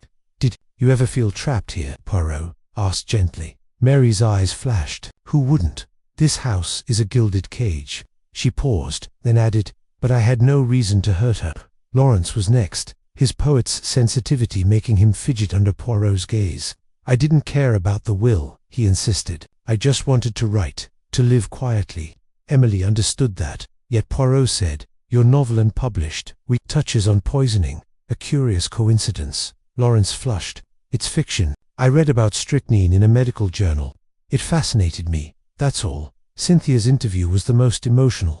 Tears welled in her eyes as she spoke of Emily's kindness, but also her expectations. "She wanted me to be a proper lady," she said, her voice trembling. "I tried, but I'm not like her. I'm not perfect." Poirot's tones softened. "And the dispensary, mademoiselle, you have access to medicines, perhaps even strychnine." Cynthia's face crumpled. "I'd never use it, I swear." Finally, Evelyn Howard sat before Poirot, her posture rigid. "I've said all I need to," she declared. "Alfred's your man. He's been bleeding her dry for years." Poirot leaned forward. "And your quarrel with him, mademoiselle? It was heated, Nan. What did you call him, a fortune hunter?" Evelyn's eyes blazed. "Because I saw through him the moment he arrived. All charm and lies." Emily deserved better. As the interviews ended, Poirot and Hastings retreated to the garden, the air cool with the promise of evening. Hastings felt the weight of the day, the tangle of motives and half-truths. "It's a mess, Poirot," he said. "Everyone had a reason to resent her. But murder, it's hard to believe." Poirot plucked a rose, twirling it between his fingers. "The heart of a murder, Hastings, is not always hate. Sometimes it is love twisted, or fear disguised. This fragment of Willet is a clue, but also a question. Why burn it? To hide a change, or to suggest one?" Hastings shook his head. "You think Alfred did it, don't you?" "Evelyn's convinced. And that receipt in his room, Nan." "Hastings," Poirot interrupted, his voice sharp. "The receipt is too convenient, like a signpost pointing the way. The true murderer is cleverer, weaving a web of shadows to hide their light. We must look beyond the obvious." They returned to the house, where the evening meal was a strained affair. The family sat in near silence, their eyes avoiding one another. Hastings watched Cynthia, her hands trembling as she reached for her glass, and Mary, whose cool facade seemed to crack with every glance at John. Lawrence stared into the distance, lost in thought, while Evelyn's gaze burned with unspoken accusations. That as the meal ended, Poirot rose, his presence commanding. "Tomorrow," he said, "we shall continue. The truth is close. Mise Amos, it hides in the shadows, but Hercule Poirot sees all." Hastings followed him upstairs, his mind buzzing. The burned will, the motives, the tangled relationships, it was a labyrinth, but Poirot's confidence was a beacon. As they parted for the night, Poirot paused, his eyes twinkling. "Sleep well, Hastings. The little grey cells, they work even in dreams." Hastings lay in his room, the manner's silence, oppressive. The fragment of will burned in his mind, a symbol of secrets yet to be uncovered. He trusted Poirot, but the weight of suspicion on John, Mary, Cynthia, Evelyn, Alfred pressed against him. The truth was within reach, but it felt like grasping at shadows. The next morning Poirot was already at work, his energy undimmed. He led Hastings to the library, where he produced the charred fragment, laying it on the table like a relic. "This," he said, "is our guide, but we must ask, who benefits from its destruction, and who benefits from its discovery?" Hastings frowned. "You think someone planted it?" Poirot's smile was enigmatic. "I think, Hastings, that the murderer is playing a game, but Hercule Poirot is no pawn." They spent the day digging deeper, questioning servants, examining Emily's papers, and piecing together her final days. A maid revealed that Emily had been unusually secretive, locking her desk and burning letters in the fireplace. A gardener mentioned seeing Alfred near the village chemist, but also recalled a stranger, a man in a dark coat, lingering near the manor's gates the night of the murder. Poirot's questions grew sharper, his focus unrelenting. He pressed Cynthia about her dispensary work, learning that strychnine was kept under lock and key, accessible only to senior staff. He quizzed Mary about her late-night walks, her answers vague but tinged with defiance. Lawrence admitted to borrowing medical books from Cynthia, his interest in poisons purely academic. John revealed a recent argument with Emily about selling part of the estate, his frustration spilling over. Evelyn, however, remained the most vocal, her accusations against Alfred unrelenting. "He was always sneaking about," she said, her voice low. "I caught him once, going through her papers. He laughed it off, but I knew." Poirot listened, his face impassive, but Hastings sensed he was building a picture, each detail a brushstroke in a larger portrait. By afternoon, they returned to Emily's room, where Poirot examined the fireplace again, finding a faint trace of wax, as if a seal had been melted. A letter, perhaps, Poirot mused, or something more. The will was not the only thing burned here. As evening fell, Poirot gathered the household in the drawing-room, his demeanor calm but electric. "We are close," he said, his voice cutting through the tension. "The motives are many, but the truth is singular. Madame Inglethorpe's death was no accident, and the burned will is a key. But it is not the only key." He held up the fragment, its edges curling like a warning. "This suggests a change in Madame Inglethorpe's intentions. But I ask you, who would destroy it? The one who loses, or the one who gains?" The room was silent, the air thick with suspicion. Hastings watched their faces, Jan's clenched jaw, Mary's averted gaze, Cynthia's trembling hands, Lawrence's distant stare, Evelyn's burning eyes. Somewhere among them, he knew, was the truth. Poirot's voice softened. "Tomorrow, we shall know more. But for now, mes amis, guard your secrets well. The shadows of motive are long, but they cannot hide forever." As the household dispersed, Hastings felt a surge of hope. The fragment, the motives, Poirot's relentless pursuit, all pointed to a resolution. The truth was close, and with Poirot leading the way, it would not escape. Chapter 6. The hidden letter. The morning sun filtered through the heavy drapes of Styles Court, casting long dappled shadows across the oak-panelled dining room. The air was thick with the scent of freshly brewed coffee and warm toast, but the atmosphere at the breakfast table was anything but comforting. Captain Arthur Hastings sat across from John Cavendish, whose jaw was set in a tight line as he stirred his tea with unnecessary vigor. Mary Cavendish, John's wife, sat at the far end, her eyes fixed on a book she wasn't reading, her fingers tapping an erratic rhythm on the tablecloth. Cynthia Murdoch, the young dispensary nurse, pushed her eggs around her plate, her usual vivacity dimmed. Lawrence Cavendish, John's younger brother, was absent, likely lost in one of his brooding walks across the estate. The household was still reeling from Emily Inglethorpe's death, and the locked room mystery had tightened the screws of suspicion on everyone. Hastings sipped his coffee, his mind replaying the chaos of the previous day. Emily's lifeless body, the contorted agony on her face, the shattered coffee cup, and the faint chemical odor Hercule Poirot had noted with such peculiar intensity. Poirot, the fastidious Belgian detective, had been a whirlwind of quiet observation since arriving at Styles, his sharp eyes missing nothing. Hastings admired his friend's precision, but felt a growing unease. The clues were piling up too many, it seemed, and none pointed clearly to a culprit. Alfred Inglethorpe, Emily's younger husband, was the obvious suspect, yet Poirot's cryptic comments suggested otherwise. And now, there was the matter of the letter. It had begun with a small observation, as most of Poirot's breakthroughs did the previous evening. As the household dispersed after a tense dinner, Hastings had mentioned in passing that Emily had been searching for stamps in Alfred's desk the day before her death. Her hands had trembled, her face pale, as if she'd stumbled upon something unsettling. Poirot's eyes had gleamed at the remark, and he'd insisted on inspecting Emily's bedroom again that very night, dragging Hastings along like a reluctant shadow. The room was as they'd left it, the heavy four-poster bed, the locked windows, the faint trace of that chemical scent still lingering. Poirot had moved with purpose, his small frame darting from the dresser to the bedside table, his fingers probing every surface. "Mon ami," he'd said, his voice low, "the mind of a murderer is like a locked room itself. One must find the key, and often it is hidden in plain sight."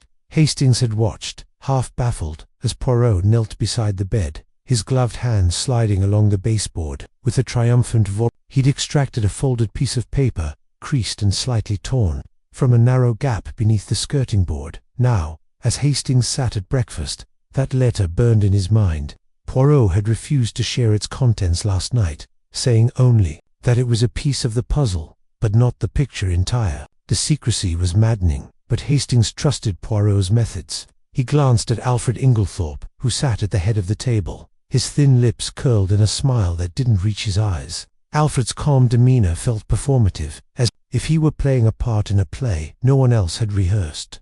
"Captain Hastings," Alfred said suddenly, his voice smooth as oil, "you seem preoccupied. I trust the accommodations at Styles are to your liking." Hastings blinked, caught off guard. "Oh, quite, thank you." Guessing to the circumstances, Alfred's smile widened, but there was a glint in his eyes, sharp and calculating. "Circumstances, yes. Tragic, isn't it? Poor Emily. Such a shock to us all." Mary Cavendish set her book down with a thud. "Shock," she said, her tone icy. "I'd say it's more than that, Alfred. The police crawling about, that little Belgian poking his nose into everything, it's insufferable." "Mary, dear," John said, his voice strained. "Let's not start this again." "Why not?" Mary snapped, her dark eyes flashing. "We're all thinking it. Someone in this house." She stopped, her gaze darting to Alfred, then away. The silence that followed was heavy, broken only by the clink of Cynthia's fork against her plate. Hastings cleared his throat, eager to diffuse the tension. "Poirot's only trying to help. He's got a knack for these things. You know, I'm sure he'll get to the bottom of it." Cynthia looked up, her hazel eyes wide. "Do you think so, Captain?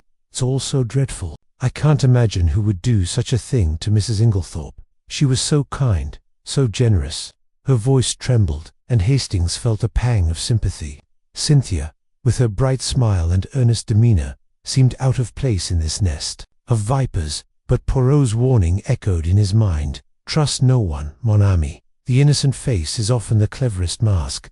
As breakfast ended, Poirot appeared in the doorway, his impeccable suit and polished shoes a stark contrast to the rumpled unease of the household. "Good morning, miss," he said, his mustache twitching with a faint smile. "I trust you have all slept well, despite the disturbances." John muttered something under his breath, but Poirot's attention was already elsewhere.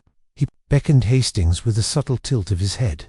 "A word, if you please, Captain." They stepped into the hall, where the morning light revealed dust motes dancing in the air. Poirot's expression was grave, his eyes alight with that peculiar intensity that meant he was onto something. "The letter, Hastings," he said, producing the folded paper from his pocket. "It is no ordinary correspondence.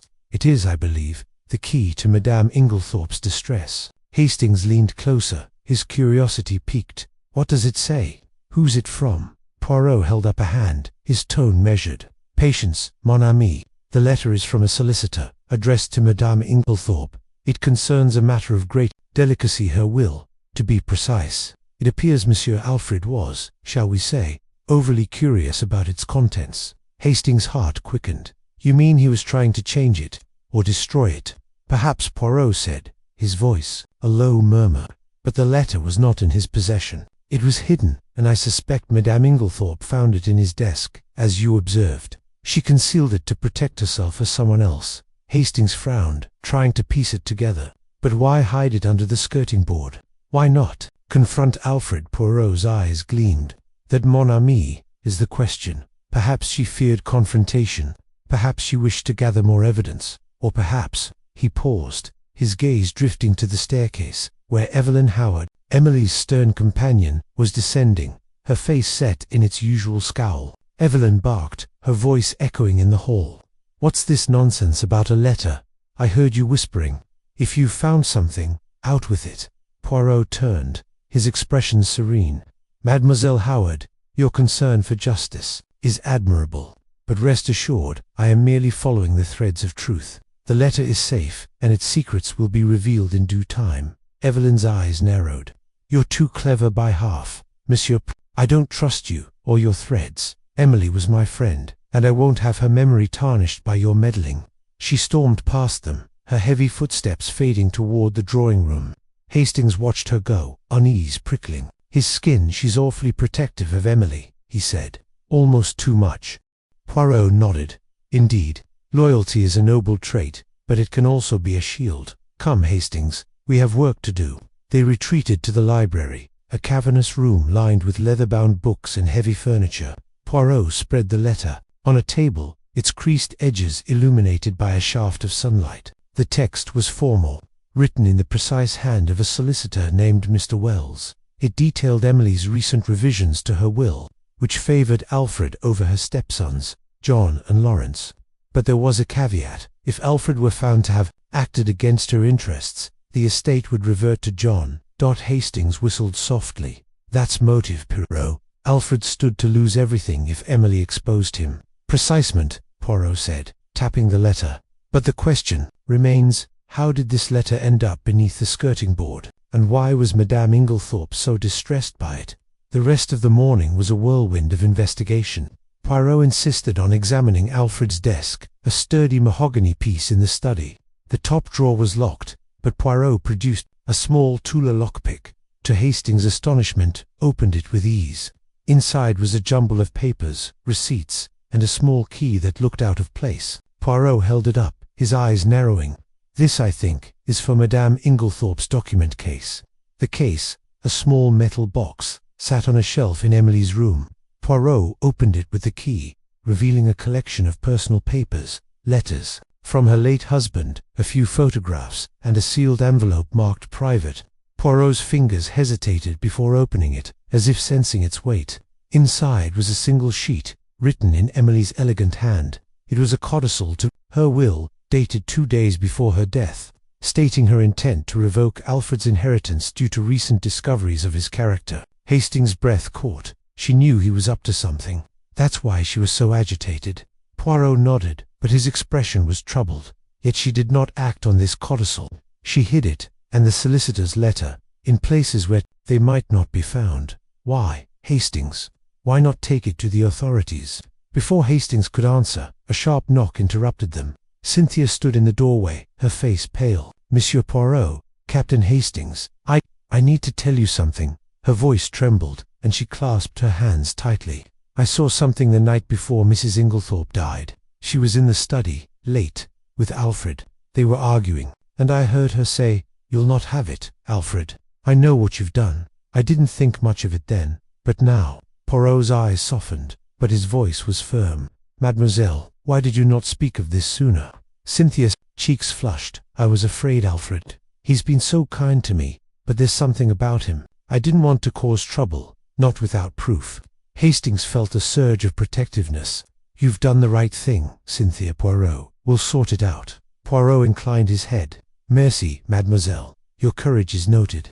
Now, tell me, did you see anything else that night? Anything at all?" Cynthia hesitated, then nodded. "There was a man outside, near the study window. I couldn't see his face, just a shadow. I thought it was a groundskeeper, but it was so late." Poirot's mustache twitched. "A shadow, you say? Most interesting. Thank you, mademoiselle." As Cynthia left, Hastings turned to Poirot, his mind racing. A stranger outside. Could it be an accomplice? Someone Alfred hired? "Perhaps," Poirot said, his tone enigmatic. "Or perhaps it is another piece of the puzzle, placed to distract us. We must proceed with care, Hastings. The truth is close, but it is slippery." The day unfolded in a series of small revelations. Poirot interviewed the housemaid Dorcas, who admitted to seeing Alfred near Emily's room the night of her death, carrying a small vial. "I thought it was medicine," Dorcas said, her hands twisting in her apron. "Mrs. Inglethorpe was often poorly, you know." Poirot's questions were relentless but gentle, coaxing out details. The vial was clear, with a faint residue inside, and Alfred had seemed nervous, glancing over his shoulder. Poirot then turned his attention to the document case, examining its lock. "It has been forced," he declared, pointing to faint scratches around the keyhole. "Someone opened it, perhaps to retrieve the codicil, but they did not find it." Hastings' mind spun.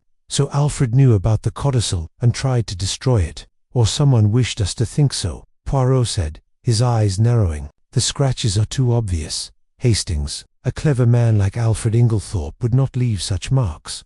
By afternoon, the household was a cauldron of suspicion. John confronted Alfred in the drawing room, his voice rising as he accused him of manipulating Emily. Mary watched from the corner, her expression unreadable, while Evelyn muttered darkly about that scheming devil. Cynthia kept to herself, her eyes red from crying.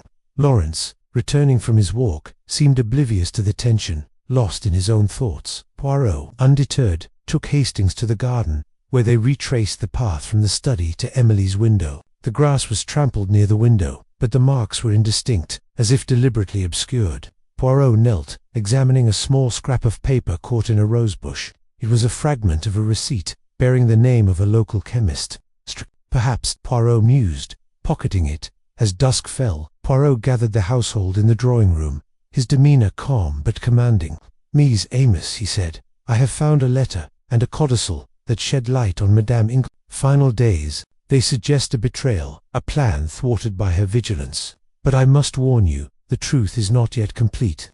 I ask for your patience and your honesty." Alfred's smile was strained. "You're fishing, Monsieur Poirot. If you have evidence, show it." Poirot's eyes twinkled. "In time, monsieur, in time." As the household dispersed, Hastings followed Poirot to the library, his heart pounding. "You're baiting him, aren't you? You think Alfred's the killer?" Poirot's expression was unreadable. "I think, Hastings, that the letter is but one thread in a tapestry of deceit. We have found the hiding place, thanks to your observation, but the killer's hand is still hidden. Tomorrow, we shall see what new shadows emerge." Hastings retired to his room, his mind a whirl of clues and suspicions. The letter, the codicil, the vial, the shadow outside the pieces were there, but the picture was maddeningly incomplete. As he drifted to sleep, he saw Poirot's face, those sharp green eyes gleaming with certainty. The truth was close, and Hastings felt a thrill of anticipation. Whatever secrets Styles Court held, Poirot would uncover them, and Hastings would be there to see justice done. Chapter 7. The Poison Puzzle. The morning sun cast long shadows through the tall windows of Styles Court, bathing the breakfast room in a golden haze that did little to lift the oppressive atmosphere. Captain Arthur Hastings sipped his tea, the delicate clink of porcelain against saucer, the only sound breaking the uneasy silence. Across the table, John Cavendish stared into his coffee, his jaw tight, while his wife Mary traced invisible patterns on the tablecloth, her eyes distant. Lawrence, John's younger brother, sat hunched over a book, though his gaze seemed to linger on the same page for far too long. Cynthia Murdoch, the young dispensary nurse, fidgeted with her napkin, her usual vivacity dimmed by the pall of Emily Inglethorpe's death. Alfred Inglethorpe, Emily's husband, was conspicuously absent, his empty chair a silent accusation. Hastings' thoughts churned, replaying the grim discovery of Emily's body, her face twisted in agony, and Hercule Poirot's chilling declaration. Murder by strychnine, the locked room, the shattered coffee cup, the faint chemical odor. They were pieces of a puzzle that refused to fit. Poirot, with his infuriatingly calm demeanor, had promised answers, and Hastings clung to that promise, like a lifeline, but the weight of suspicion hung over the household, and the question of the poison, where it came from, how it was administered, gnawed at him. The door swung open, and Poirot entered, his small frame radiating an incongruous energy. His moustache twitched as he surveyed the room, his green eyes sharp as cut glass. "Bon matin, Mies Amos," he said, his voice bright but laced with an undercurrent of purpose. "I trust you have all slept well." Despite the disturbances of recent events, John looked up, his expression sour. "Slept well? With a murderer in the house? Hardly, Poirot." Mary shot her husband a glance, her lips thinning. "John, please, we're all on edge, but let's not make it worse." Poirot raised a hand, placating. "Mais oui, Monsieur Cavendish, I understand. The mind, it races when the heart is troubled. But fear not, Hercule Poirot is here to bring order to this chaos." He turned to Hastings, a faint smile playing at his lips. "Mon ami, you will accompany me today?" "Yes, we have much to investigate." Hastings nodded, grateful for the distraction. "Of course, Poirot. Where do we start?" "With the poison," Poirot replied, his tone clipped. "Strychnine. It is not a common household item, Nan. We must discover its source, and how it found its way into Madame Inglethorpe's body. Mademoiselle Cynthia." He pivoted toward her, and she flinched slightly, her hazel eyes wide. "You work at the dispensary, do you not? Tell me, how is strychnine managed there?" Cynthia's hands twisted in her lap, her voice unsteady. It's kept under strict control, Mr. Poirot, locked in a poison cupboard, with a logbook for every dose. Only the senior nurses and the chemist have access. I only handle routine medicines, not poisons." Poirot's eyes narrowed, though His smile remained. "And yet, strychnine is a poison most precise. A single grain, perhaps, could kill. Tell me, mademoiselle, have you ever seen this logbook tampered with? Or perhaps a key misplaced?" Cynthia shook her head vehemently, her auburn curls bouncing. "No, never. The chemist, Mr. Wells, is meticulous. He'd notice anything amiss," Bon Poirot said, though his tone suggested he was far from satisfied. "Then we shall visit this Mr. Wells. Hastings, come, we depart at once." As they stepped into the crisp morning air, the gravel crunching under their feet, Hastings couldn't shake the unease that clung to him. "Do you suspect Cynthia?" he asked, keeping his voice low as they approached the village. Poirot's eyes gleamed. "Suspect none, mon ami, I observe. Mademoiselle Cynthia is nervous, but is it guilt, fear, or merely the strain of tragedy? That is what we must uncover. The poison, it is the key. Strychnine does not simply appear, it is procured, concealed, administered. We must trace its path." The village dispensary was a modest building, its whitewashed walls and red roof a stark contrast to the grandeur of Styles Court. Inside, the air smelled of antiseptic and lavender, and shelves lined with bottles and jars gleamed in the sunlight. Mr. Wells, a wiry man with spectacles perched on a hawkish nose, greeted them with a cautious nod. "Mr. Poirot, Captain Hastings," he said, wiping his hands on his apron. "I heard about Mrs. Inglethorpe, a terrible business. How can I assist you?" Poirot's mustache twitched as he leaned forward, his voice soft but commanding. "Monsieur Wells' strychnine is a poison under your care." "Yes, tell me of its security." Wells straightened, his tone defensive. "Absolutely secure. The poison cupboard is locked, and I hold the only key. Every dose is log date, time, recipient, purpose. Strychnine's rarely used, and only in minute quantities for medicinal purposes, like heart conditions. I'd know if any went missing. And has any gone missing?" Poirot pressed, his gaze unyielding. Wells hesitated, his fingers tapping nervously on the counter. Not missing, exactly, but last week, I noticed the logbook entry for strychnine was smudged. I thought it was my own erroring does run, you know. I corrected it and thought no more of it." Poirot's eyes lit up, though his expression remained neutral. "A smudge, you say? Most interesting. May we see this logbook?" Wells retrieved a leather-bound book from behind the counter, flipping to a page marked with precise handwriting. Sure enough, a line detailing a strychnine withdrawal was marred by a faint blur, the date and quantity barely legible. Poirot traced the smudge with a gloved finger, his lips pursed. "And who was in the dispensary that day?" he asked. Wells frowned, consulting the book. "Cynthia Murdoch was here, as usual. Dr. Bauerstein stopped by to discuss a prescription, and Alfred Inglethorpe came in, asking about headache powders." Hastings' pulse quickened at the mention of Alfred. "Alfred was here." "Yes," Wells said, his brow furrowing. "He didn't stay long, just asked for powders, and left." Poirot nodded, his expression inscrutable. "Merci, Monsieur Wells. One more thing, may I see the poison cupboard?" Wells led them to a small, steel-reinforced cupboard in the back, its lock gleaming. He opened it with a key from his pocket, revealing rows of labeled bottles, including a small vial marked strychnine. Poirot examined it closely, noting the dust on the shelf. "No recent disturbance," he murmured, almost to himself. Curious. As they left the dispensary, Hastings couldn't contain his curiosity. "What do you make of it, Poirot? The smudge. Alfred's visit, surely it points to him." Poirot's eyes twinkled with mischief. "Points mon ami, perhaps, but a smudge is not evidence, it is a suggestion, and suggestions can be misleading. We must now examine the method of delivery. The cocoa, I think, is our next clue." Back at Styles, Poirot led Hastings to the kitchen, where Mrs. Baxter, the cook, was kneading dough with vigorous disapproval. "All this talk of poison," she muttered, her flour-dusted hands pausing. "I run a clean kitchen, Mr. Poirot. That cocoa was made fresh, same as always." Poirot's smile was disarming. "Of course, Madame Baxter. But tell me, who prepared Madame Inglethorpe's cocoa last night?" "I did," she said stoutly. "Boiled the milk myself, added the cocoa, and sent it up with Dorcas. No one touched it but me." "And the cup?" Poirot asked, his tone casual, but his eyes sharp. Mrs. Baxter hesitated. "Dorcas took it to Mrs. Inglethorpe's room. I didn't see it after that." Poirot nodded, dismissing her with a polite bow. He and Hastings climbed the stairs to Emily's bedroom, where the shattered remnants of the coffee cup still lay on the floor, untouched since the doctor's examination. Poirot knelt, examining the fragments with a magnifying glass, his movements precise as a watchmaker's. "The cup, it is broken, but not pulverized," he said, holding up a jagged piece.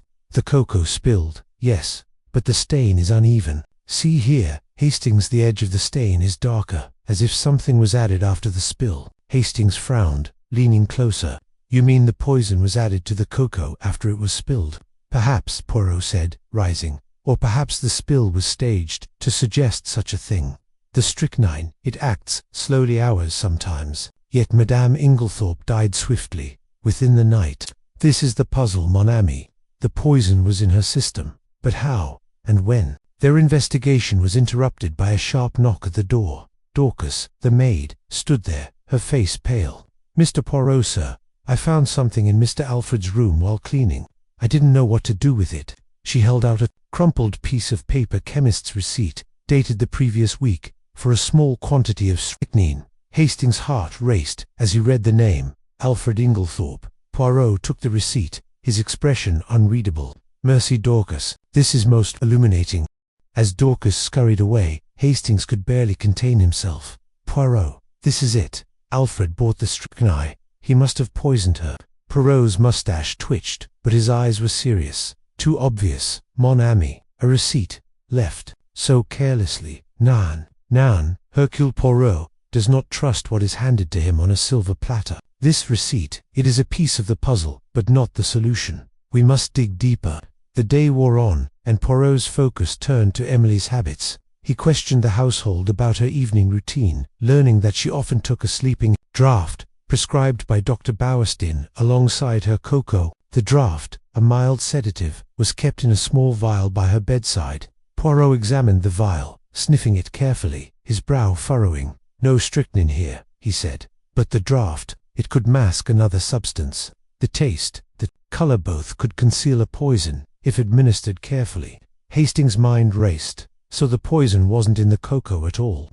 It was in the sleeping draught. Poirot shook his head. "Possible, but unlikely. The draught is taken in small doses, and strychnine's bitterness would be noticeable." "No, Hastings, we must consider the timing. The symptoms, convulsions, agony, they appeared too quickly for a dose taken at bedtime. We must look earlier." The afternoon brought them to the village chemist again, where Poirot requested records of Emily's prescriptions. The ledger revealed a recent order for her sleeping draught, but nothing unusual, no strychnine, no irregularities. Yet Poirot's attention lingered on a note about a delivery boy who had dropped off the draught at Styles 2 days before the murder. The boy, a lad named Tommy, was known for his carelessness. Tommy, Poirot mused, his eyes narrowing. "We shall speak with him." They found Tommy at the village post office, a gangly youth with a mop of red hair and a nervous grin.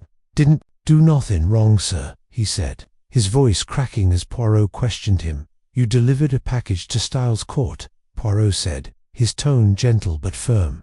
"A small vial." "Yes." "Did anyone touch it before it reached Madame Inglethorpe?" Tommy shuffled his feet. "I left it on the hall table, sir. Mrs. Inglethorpe was out, and Mr. Alfred said he'd take care of it. I didn't think nothing of it." Hastings' breath caught, but Poirot merely nodded. "Merci, Tommy, you have been most helpful." As they walked back to Styles, the sun dipping low, Hastings couldn't contain his frustration. "Poirot, it's Alfred again. The receipt, the delivery, he had every opportunity." Poirot stopped, his cane tapping the ground. "Opportunity, yes, but motive, method, these are not yet clear. The receipt, it is too convenient. The delivery, too vague. We must consider the possibility of a frame, mon ami. Someone wishes us to look at Alfred, and only at Alfred." The evening found them in the drawing room, where the household gathered, their faces a study in tension. Evelyn Howard, Emily's stern companion, glared at Alfred, who had finally appeared, his expression blandly innocent. Cynthia sat quietly, her hands clasped, while John and Mary exchanged strained glances. Lawrence, as always, seemed lost in his own world, his book forgotten on his lap. Poirot stood, his small frame commanding the room. "Madame, et messieurs, I have learned much today, but the puzzle is not yet complete. The strychnine, it is a poison of precision, yet its delivery is a mystery. The cocoa, the draft, the capole are pieces, but they do not fit. I ask you now, has anyone seen anything unusual in Madame Inglethorpe's habits? A new routine, perhaps, or an unexpected visitor? Silence greeted him, broken only by Evelyn's sharp voice. Alfred's been skulking about, if that's what you mean, always in her room, whispering things. I told her he was no good. Alfred's eyes flashed, but his voice was calm. Miss Howard, your accusations grow tiresome. I loved my wife. I would never harm her. Poirot's gaze lingered on Alfred, then shifted to Cynthia, who looked away. Mademoiselle Cynthia, you are certain you saw nothing amiss at the dispensary? No one lingering near the poison cupboard? Cynthia's voice was barely a whisper. No, Mr. Poirot, I swear it. The conversation yielded little more, and Poirot dismissed the group with a wave. As the others filed out, he pulled Hastings aside, his voice low. The receipt, the smudge, the delivery, these are threads, Hastings, but they are tangled. Tomorrow, we will follow another. The sleeping draught, I think, holds a secret we have not yet uncovered. Hastings retired to his room, his mind a whirl of clues and suspicions. The receipt in Alfred's room was damning, yet Poirot's caution gnawed at him. Was Alfred the killer, or a pawn in a cleverer game? The strychnine source remained elusive, and the timing of Emily's death defied logic. As he drifted to sleep, the image of Poirot's gleaming eyes stayed with him, a beacon of hope in the fog of mystery. The next morning, Poirot was already at work, examining Emily's bedside table with renewed vigor. He lifted the sleeping draught, vial, tilting it to catch the light. Hastings, look here, he said, pointing to a faint residue at the vial's lip. A trace, perhaps, of something added. We must have this analyzed. They sent the vial to a chemist in London, a colleague of Poirot's who promised a swift analysis. While awaiting results, Poirot turned his attention to the household's routines, questioning Dorcas about Emily's habits in meticulous detail. She took her draught every night, sir, Dorcas said, but the last few days, she complained, it tasted bitter. I thought it was just her nerves. Poirot's eyes sparkled. Bitter, you say? Most interesting. And who brought her the draught each evening? Usually me, sir, Dorcas replied. But the night before it happened, Mr. Alfred offered to take it up, said he wanted to check on her. Hastings' heart sank, but Poirot's expression remained neutral. Mercy, Dorcas, you have given us much to consider. As the day progressed, Poirot's inquiries grew more pointed. He questioned Mary about her late-night walks, noting her vague answers, and pressed Lawrence about his medical knowledge, gleaned from his unpublished novel. Each conversation added layers to the mystery, but no clear picture emerged. The chemist's report arrived by telegraph that evening, confirming a trace of strychnine in the sleeping draught vial. Hastings felt a surge of triumph, but Poirot's reaction was measured. It is, as I suspected, he said, folding the telegram. The draught was the vehicle, but the method, it is too simple. Someone wishes us to believe the answer is obvious, but Hercule Poirot is not so easily fooled. They sat in the library, the fire casting flickering shadows on the walls. Hastings leaned forward, his voice urgent. Poirot, the evidence is mounting against Alfred. The receipt, the delivery. Now the draught, how can you doubt it? Poirot's smile was enigmatic. Doubt, mon ami. I do not doubt. Question. The receipt is too convenient, the delivery too coincidental. And the strychnine in the draught. It is a clue, yes, but not the truth. We must look beyond the obvious, to the shadows where the real killer hides. As the clock struck midnight, Poirot rose, his cane tapping softly. Tomorrow, we will unravel another thread. The poison, it is but one piece of the puzzle. The motive, the opportunity, these we must uncover. Sleep well, Hastings. The truth, it is closer than you think. Hastings watched him go, his mind racing with possibilities. The strychnine's presence in the draught was a breakthrough, yet Poirot's caution tempered his excitement. The receipt, the smudge, the bitter draught all pointed to Alfred, but Poirot's insistence on a deeper truth left him uneasy. As he climbed the stairs to his room, the weight of the mystery pressed against him, but Poirot's confidence was a spark in the darkness, promising answers just out of reach.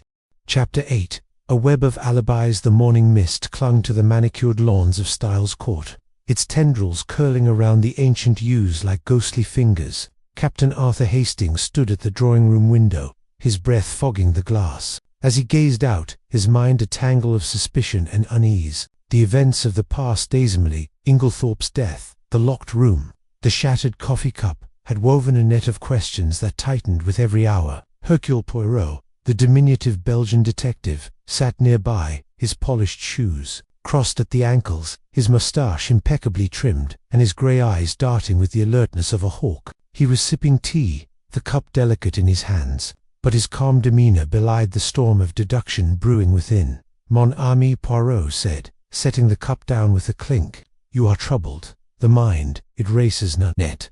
Tell me, what is it that gnaws at you?" Hastings turned, his brow furrowed. "It's this blasted case, Poirot.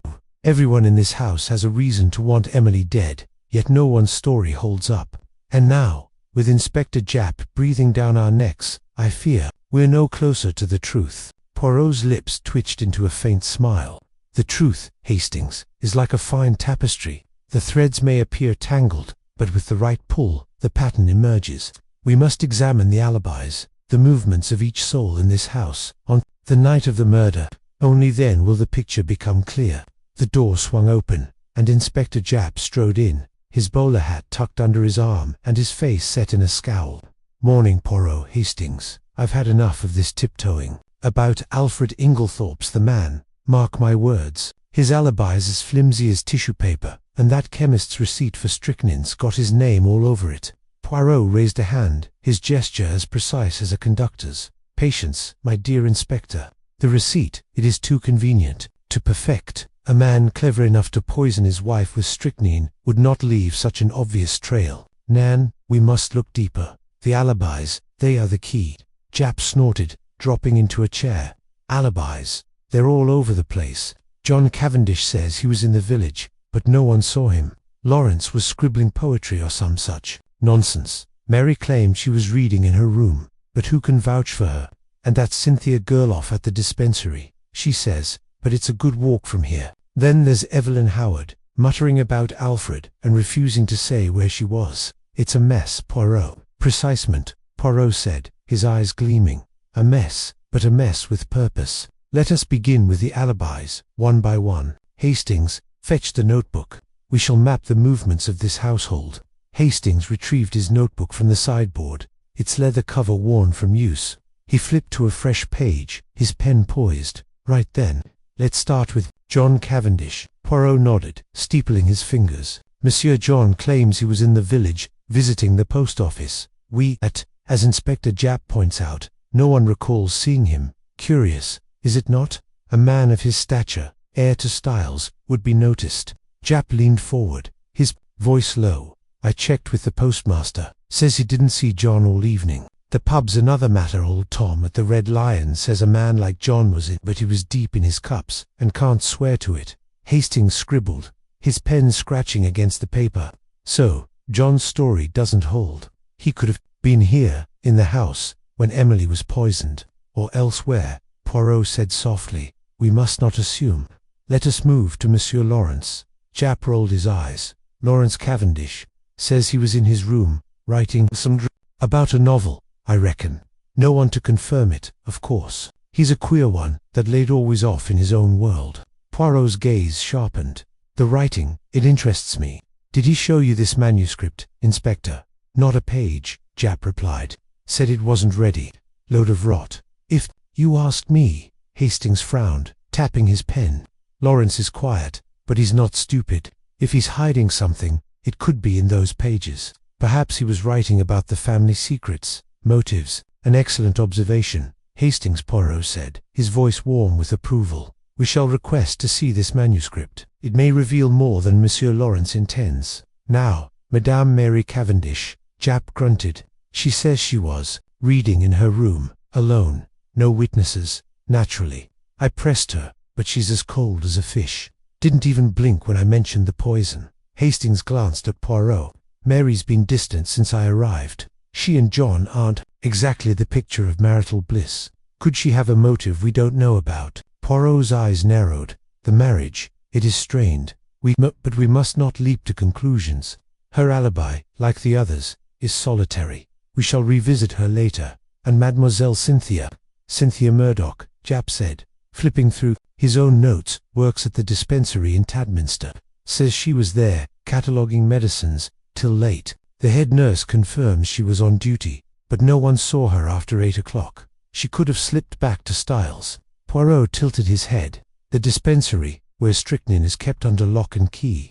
Mademoiselle Cynthia's access to such a substance is intriguing, yet her demeanor, it is nervous, not guilty. We must tread carefully with her. Hastings wrote furiously, his mind racing. And Evelyn Howard, she's been vocal about Alfred, calling him a scoundrel. But her alibi's vague. She said she was out walking that night. Japp smirked. Walking? My foot. She's hiding something, Poirot. I'd bet my badge on it. She's got a grudge against Alfred a mile wide. Poirot rose, pacing the room with measured steps. Mademoiselle Howard's hatred for Alfred Inglethorpe is palpable. But hatred alone does not make a murderer. Her movements, they are unaccounted for, and this troubles me. We must press her further. As the trio discussed, a sharp rap at the door interrupted them. Dorcas, the maid, entered, her apron twisted in her hands. Begging your pardon, sirs, but I thought you should know. I found something odd this morning, near the rose garden. Poirot's head snapped up. Odd, you say? Describe it, Dorcas, if you please. She hesitated, her cheeks flushing. It's a footprint, sir. In the mud, by the library window. Not a proper shoe, mind you, more like a boot, with a deep tread. I didn't think much of it till I remembered the talk of, well, murder. Japp was on his feet in an instant. A footprint. Why didn't you say so sooner? Show us, girl. Dorcas led them outside, the air crisp and heavy with the scent of damp earth. The rose garden, tucked against the manor's south wall, was a riot of late blooms, their petals glistening with dew. Near the library window, a single, clear footprint stood out in the soft soil, its edges sharp despite the night's rain. Poirot knelt, his gloved hands hovering over the print. Magnifique, he murmured. A man's boot, size 10, perhaps 11. The tread is distinctive, deep, with a crosshatch pattern. Not a gentleman's shoe, but a working man's. Inspector, have you seen such a print before? Japp shook his head, crouching beside him. Not in this house. None of the men wear boots like that. John and Lawrence are all polished loafers, and Alfred's got those fancy city shoes. Could be an outsider. Hastings peered over shoulder, his heart quickening. An outsider. But the room was locked from the inside. Unless, Poirot finished, his voice low, the locked room was not as secure as we thought. Or perhaps this footprint is meant to mislead us. A red herring, planted to divert suspicion. Japp straightened, his jaw tight. I'm not buying it, Poirot. This print's real enough. I'll have my men scour the grounds for more. If there's a stranger about, we'll find him.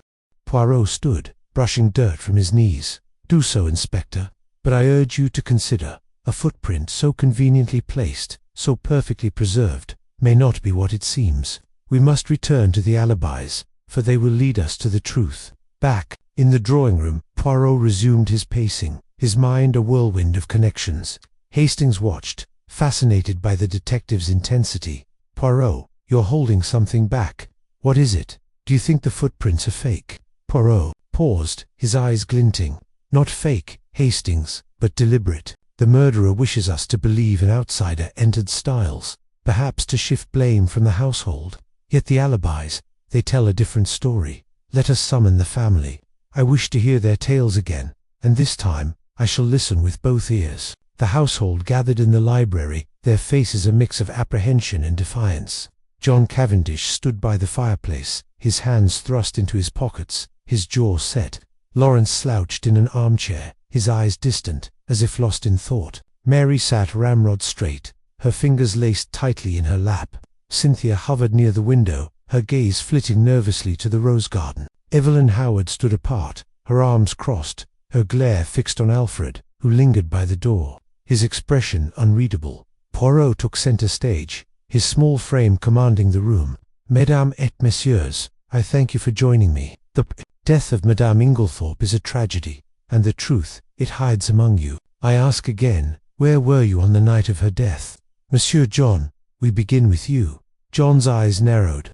I told you, I was in the village. Posted a letter, stopped at the Red Lion for a pint, asked Tom. The barkeep. Poirot tilted his head. Yet the postmaster does not recall you, and Tom, he is uncertain. Perhaps you returned to Styles earlier than you claim. John's face reddened. Are you calling me a liar, Poirot? Not at all, Poirot said smoothly. I merely seek clarity. Monsieur Lawrence, you were writing. May I see this manuscript of yours? Lawrence blinked, startled. It's private. Not finished. Just notes. Really? Poirot's smile was thin. Notes can reveal much. I insist, monsieur. Lawrence hesitated, then nodded. Fine. It's in my room. I'll fetch it. As Lawrence left, Poirot turned to Mary. Madame, you were reading alone. What book, if I may ask? Mary's voice was cool. A novel. Jane Eyre. I find it soothing. And you heard nothing? No cries, no footsteps. Poirot pressed. Nothing, she said firmly, but her fingers tightened. Betraying a flicker of unease, Cynthia spoke up, her voice trembling. I was at the dispensary, Mr. Poirot, I swear it. I was checking the stock medicine's bandages. I didn't leave till after 9. Poirot nodded, his gaze softening. I believe you, mademoiselle. But tell me, did you handle that night? Cynthia paled. No, it's locked away. Only the head nurse has the key. Evelyn Howard snorted. Likely story. That dispensary's a sieve. Anyone could have nicked it. Poirot turned to her, his eyes sharp. And you, mademoiselle Howard, a walk, you said. Where did this walk take you? Evelyn's jaw tightened. Around the grounds. I needed air. This house, it stifles me. Yet you saw no one, heard nothing. Poirot's tone was gentle, but his eyes were relentless. Nothing, she snapped, and I'll thank you. To stop hounding me. Alfred's your man. He's been after Emily's money from the start. Alfred stepped forward, his voice smooth. Evelyn, your venom is tiresome. I was in my room, preparing for bed. I heard nothing until the screams. Poirot's gaze lingered on Alfred, his expression unreadable. Mercy, everyone. You may go, but know this, the truth, it cannot hide. Forever. As the family dispersed, Lawrence returned, clutching a sheaf of papers. He thrust them at Poirot. Here, it's nothing special, just ideas. Poirot took the manuscript, his fingers tracing the edges. We shall see, Monsieur Lawrence. We shall see. That afternoon, Poirot and Hastings retreated to the study. The manuscript spread across the desk. The pages were filled with dense, scrawled prose fragments of a novel about a family torn apart by greed. One passage caught Poirot's eye. A character, suspiciously like Emily, was poisoned by a trusted confidant. Hastings leaned over, his breath catching. Good Lord, Poirot. Is he writing about the murder? Poirot's lips curved. Or predicting it. The mind, it betrays itself in art. This is no coincidence. Hastings. A knock interrupted them. Dorcas entered, her eyes wide. Sir, there's more. I found a scrap of cloth in the rose garden, near the footprint. It's torn, like from a coat. Poirot took the scrap across. Grey wool, frayed at the edges. Formidable, he said. This too is part of the web. We must find its owner. The day wore on, with Poirot and Hastings combing the grounds for further clues. Near the stables, they found a second footprint, matching the first, leading toward the woods. Japp's men joined the search, their voices echoing through the trees, but no stranger was found. As dusk fell, Poirot stood by the library window, the scrap of cloth in his hand. Hastings, he said, the alibis, they are like a spider's web, delicate, intricate, but easily torn. Someone in this house knows more than they say. The footprint, the cloth, they are threads we must follow. Hastings nodded, his mind racing. But who? Poirot. John's lying. Lawrence is hiding something. Mary's too calm. Cynthia's nervous. Evelyn's furious. And Alfred, he's too perfect. Poirot's eyes twinkled. Excitement. The perfection, it is suspicious. But fear not, mon ami. The web will unravel, and the spider will be caught. That night, Hastings lay awake, the manor's silence oppressive. The alibis swirled in his mind, each one a puzzle piece that refused to fit. Poirot's confidence was reassuring, but the footprint, the cloth, the manuscript they pointed in, too many directions. As sleep eluded him, a creak in the corridor made his heart race. Was it the killer, moving in the shadows, or merely the old house settling? The next morning Poirot summoned Japp to the rose garden. Inspector, I have reconsidered the footprint. It is not the work of an outsider, but of someone within. The mud, it is from the garden, but the boot, it does not belong to any man here. Japp frowned. You're saying it's planted. But why? To confuse us, Poirot said. The murderer is clever. but not clever enough. The cloth, the footprint, they are distractions. The truth lies in the alibis, in the silences between their words. Hastings felt a surge of hope. Poirot's refusal to let Japp rush to judgment, his focus on the details, was a lifeline in the chaos. "What's our next move, Poirot?" Poirot smiled, his mustache twitching. "We watch, we listen, and we wait. The spider will spin its web again, and when it does, we shall be ready." The day unfolded with new tensions. Evelyn confronted Alfred in the hall, her voice sharp enough to cut glass. "You think you've fooled them, but I know what you are," she spat. Alfred's calm reply only fueled her rage, and Hastings wondered if her hatred masked guilt. Cynthia, meanwhile, grew more withdrawn. Her eyes red-rimmed as she avoided Poirot's questions. Lawrence buried himself in his writing, refusing to meet Hastings' gaze. Mary remained aloof, but Hastings caught her slipping a letter into her pocket, her movements furtive. As evening fell, Poirot gathered the household once more, his demeanor serene yet commanding. "Ms. Amos, the web of alibis is fragile, but it holds the truth. I ask you now to consider, who among you has lied? Who has woven a tale to hide their guilt? The answer, it is near." The room was silent, the air thick with suspicion. Hastings watched, his pulse quickening, as Poirot's words hung like a storm cloud. The truth was close, he could feel it, and with Poirot leading the charge, the murderer's days of freedom were numbered.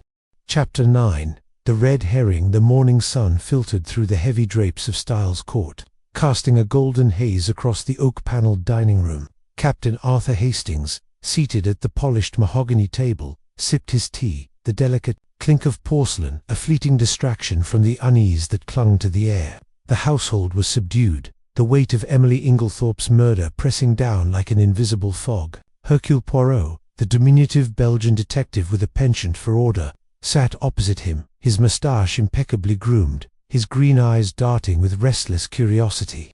The room was quiet, save for the occasional rustle of Evelyn Howard's newspaper or the soft tread of a servant clearing plates. Hastings' mind churned. The investigation had reached a fever pitch. Alfred Inglethorpe, Emily's younger husband, was the prime suspect.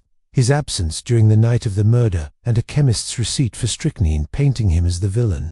Yet Poirot, with his maddening penchant for skepticism, had halted Inspector Japp's eager arrest, insisting the evidence was too neat, too convenient. Now, as the household gathered for breakfast, Poirot's latest revelation that Alfred might want to be arrested hung like a riddle yet to be solved. "Mon ami," Poirot said, his voice low but piercing, "you look troubled. The little grey cells, they are not at ease." Hastings set his cup down, meeting Poirot's gaze. "I don't understand. Poirot, if Alfred is guilty, why would he orchestrate his own arrest? It's madness." Poirot's lips twitched into a faint smile, his fingers tapping the table in a rhythm only he understood. Madness, or method? Consider Hastings, the art of the red herring. A guilty man may cast suspicion upon himself, knowing it will be dismissed as too obvious. Thus, the true trail is obscured. Hastings frowned, his military mind grappling with the detective's penchant for theatrics. "You mean he's playing us? But why?" Before Poirot could respond, the dining room door swung open, and John Cavendish strode in, his face taut with barely concealed agitation. His tailored suit was impeccable, but his eyes betrayed sleepless nights. "Poirot, Hastings," he said curtly, "I trust you're making progress. This shadow over Styles is unbearable." Poirot inclined his head, his expression unreadable. "Monsieur Cavendish, the progress, it is steady. But tell me, have you seen anything unusual this morning? A visitor, perhaps, or an unfamiliar?" John's brow furrowed. "A visitor? No, nothing of the sort. Why do you ask?" Poirot's eyes gleamed, but he waved a hand dismissively. "A passing thought. The mind, it wanders to possibilities." Hastings caught the glint in Poirot's eye, a silent signal that the question was no idle musing. The previous evening, a groundskeeper had reported a shadowy figure near the manor's gates, glimpsed in the twilight just before Emily's death. The figure had vanished into the night, leaving only whispers of suspicion. Poirot had seized upon the detail, convinced it was no coincidence. As breakfast concluded, Poirot rose, his movements precise. "Come, Hastings. We must examine Monsieur Alfred's quarters once more. There is something theatrical about this affair. The two made their way to Alfred Inglethorpe's room, a modest chamber at the end of the east wing. The space was orderly, almost sterile, with a single wardrobe, a writing desk, and a narrow bed. Hastings watched as Poirot moved with the grace of a cat, his fingers tracing the edges of the desk, pausing at a locked drawer. "Locked, not Torelmon," Poirot murmured. He produced a small tool from his piccata slender pick that gleamed in the morning light and set to work. Within moments, the drawer yielded with a soft click. Inside lay an assortment of curious items, a bundle of letters tied with twine, a vial of colorless liquid, and, most startlingly, a theatrical wig of coarse black hair, paired with a tin of grease paint. Hastings stared, his pulse quickening. "Good Lord, Poirot, a disguise!" Poirot lifted the wig, turning it in his hands. "Excellent, and not just any disguise. Observe the quality, cheap, but effective for a fleeting performance. Ah, Monsieur Alfred, he is no stranger to the stage." Hastings' mind raced. "You think he disguised himself that night? To what end?" Poirot's eyes narrowed. "To create confusion, mon ami. A man seen lurking, a stranger in the shadows. Such a figure draws the eye away from the true crime. The question is, who was this stranger, and why did Alfred wish us to believe in his presence?" The discovery set the tone for the day, each clue a thread in Poirot's intricate tapestry. As they left the room, Hastings caught sight of Cynthia Murdoch in the hallway, her auburn hair catching the light. She paused, her hands twisting nervously. "Mr. Poirot, Captain Hastings," she said, her voice soft but strained. "Is there any news?" Poirot's smile was gentle, but his gaze was piercing. "Mademoiselle Cynthia, the truth, it begins to take shape. Tell me, did you sleep well the night of Madame Inglethorpe's death?" Cynthia's cheeks flushed, and she looked away. "Well enough, I suppose. It's hard to rest with so much uncertainty." Poirot nodded, his expression inscrutable. "Uncertainty, oui, it is a heavy burden, merci, mademoiselle." As Cynthia hurried away, Hastings leaned in. "You suspect her, don't you?" Poirot raised a finger. "I suspect everyone, Hastings, until the little grey cells declare otherwise. But Mademoiselle Cynthia O'Shea is nervous, and her access to the dispensary, where strychnine is kept. It is convenient." The day unfolded in a series of quiet confrontations and subtle discoveries. Poirot, with Hastings trailing, interviewed the household staff, each encounter revealing slivers of the manor's undercurrents. The butler, Dorcas, spoke of Alfred's late-night walks, often returning with muddied boots. The housemaid Annie whispered of a heated exchange between Evelyn Howard and Alfred days before the murder, Evelyn's voice sharp with accusations of betrayal. By afternoon, Poirot led Hastings to the gardens, where the mysterious visitor had been spotted. The gravel path near the gate was scuffed, and Poirot crouched, his fingers brushing the earth. "Here, Hastings. Footprints, faint but distinct. A man's boot, size 10, perhaps. But observe the tread is uneven, as if the wearer wished to leave a mark." Hastings squinted at the ground. "You think it was staged?" Poirot stood, dusting his hands.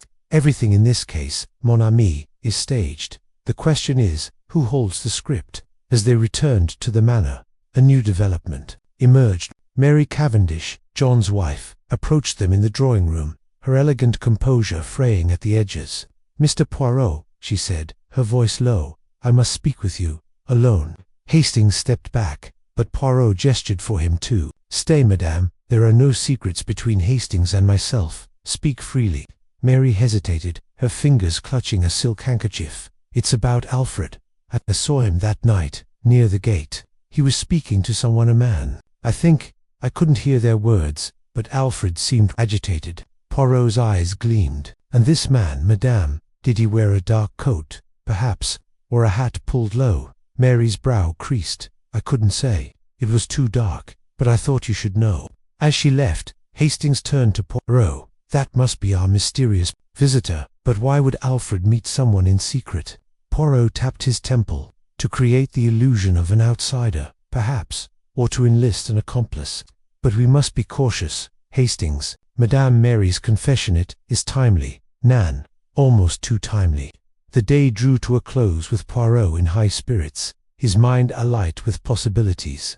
Over dinner, he engaged the household in light conversation, his questions seemingly innocuous but laced with intent. To John, he asked about the village chemist. To Lawrence, he inquired about local theatre troupes. Each response was catalogued in Poirot's meticulous mind, a puzzle piece awaiting its place. As night fell, Hastings and Poirot retired to the library, the fire casting long shadows across the shelves. Poirot paced, his hands clasped behind his back. "Hastings, we are close. The red herring, it swims before us, but it cannot hide forever. Alfred's disguise, the footprints, the mysterious visitor, they are distractions, but they point to the truth." Hastings leaned forward, his voice eager. "And what is the truth, Poirot?" Poirot stopped, his eyes blazing. "That the killer is clever, mon ami. Clever enough to make us chase shadows while the real crime lies in plain sight. But fear not, Poirot does not chase shadows. He finds the light."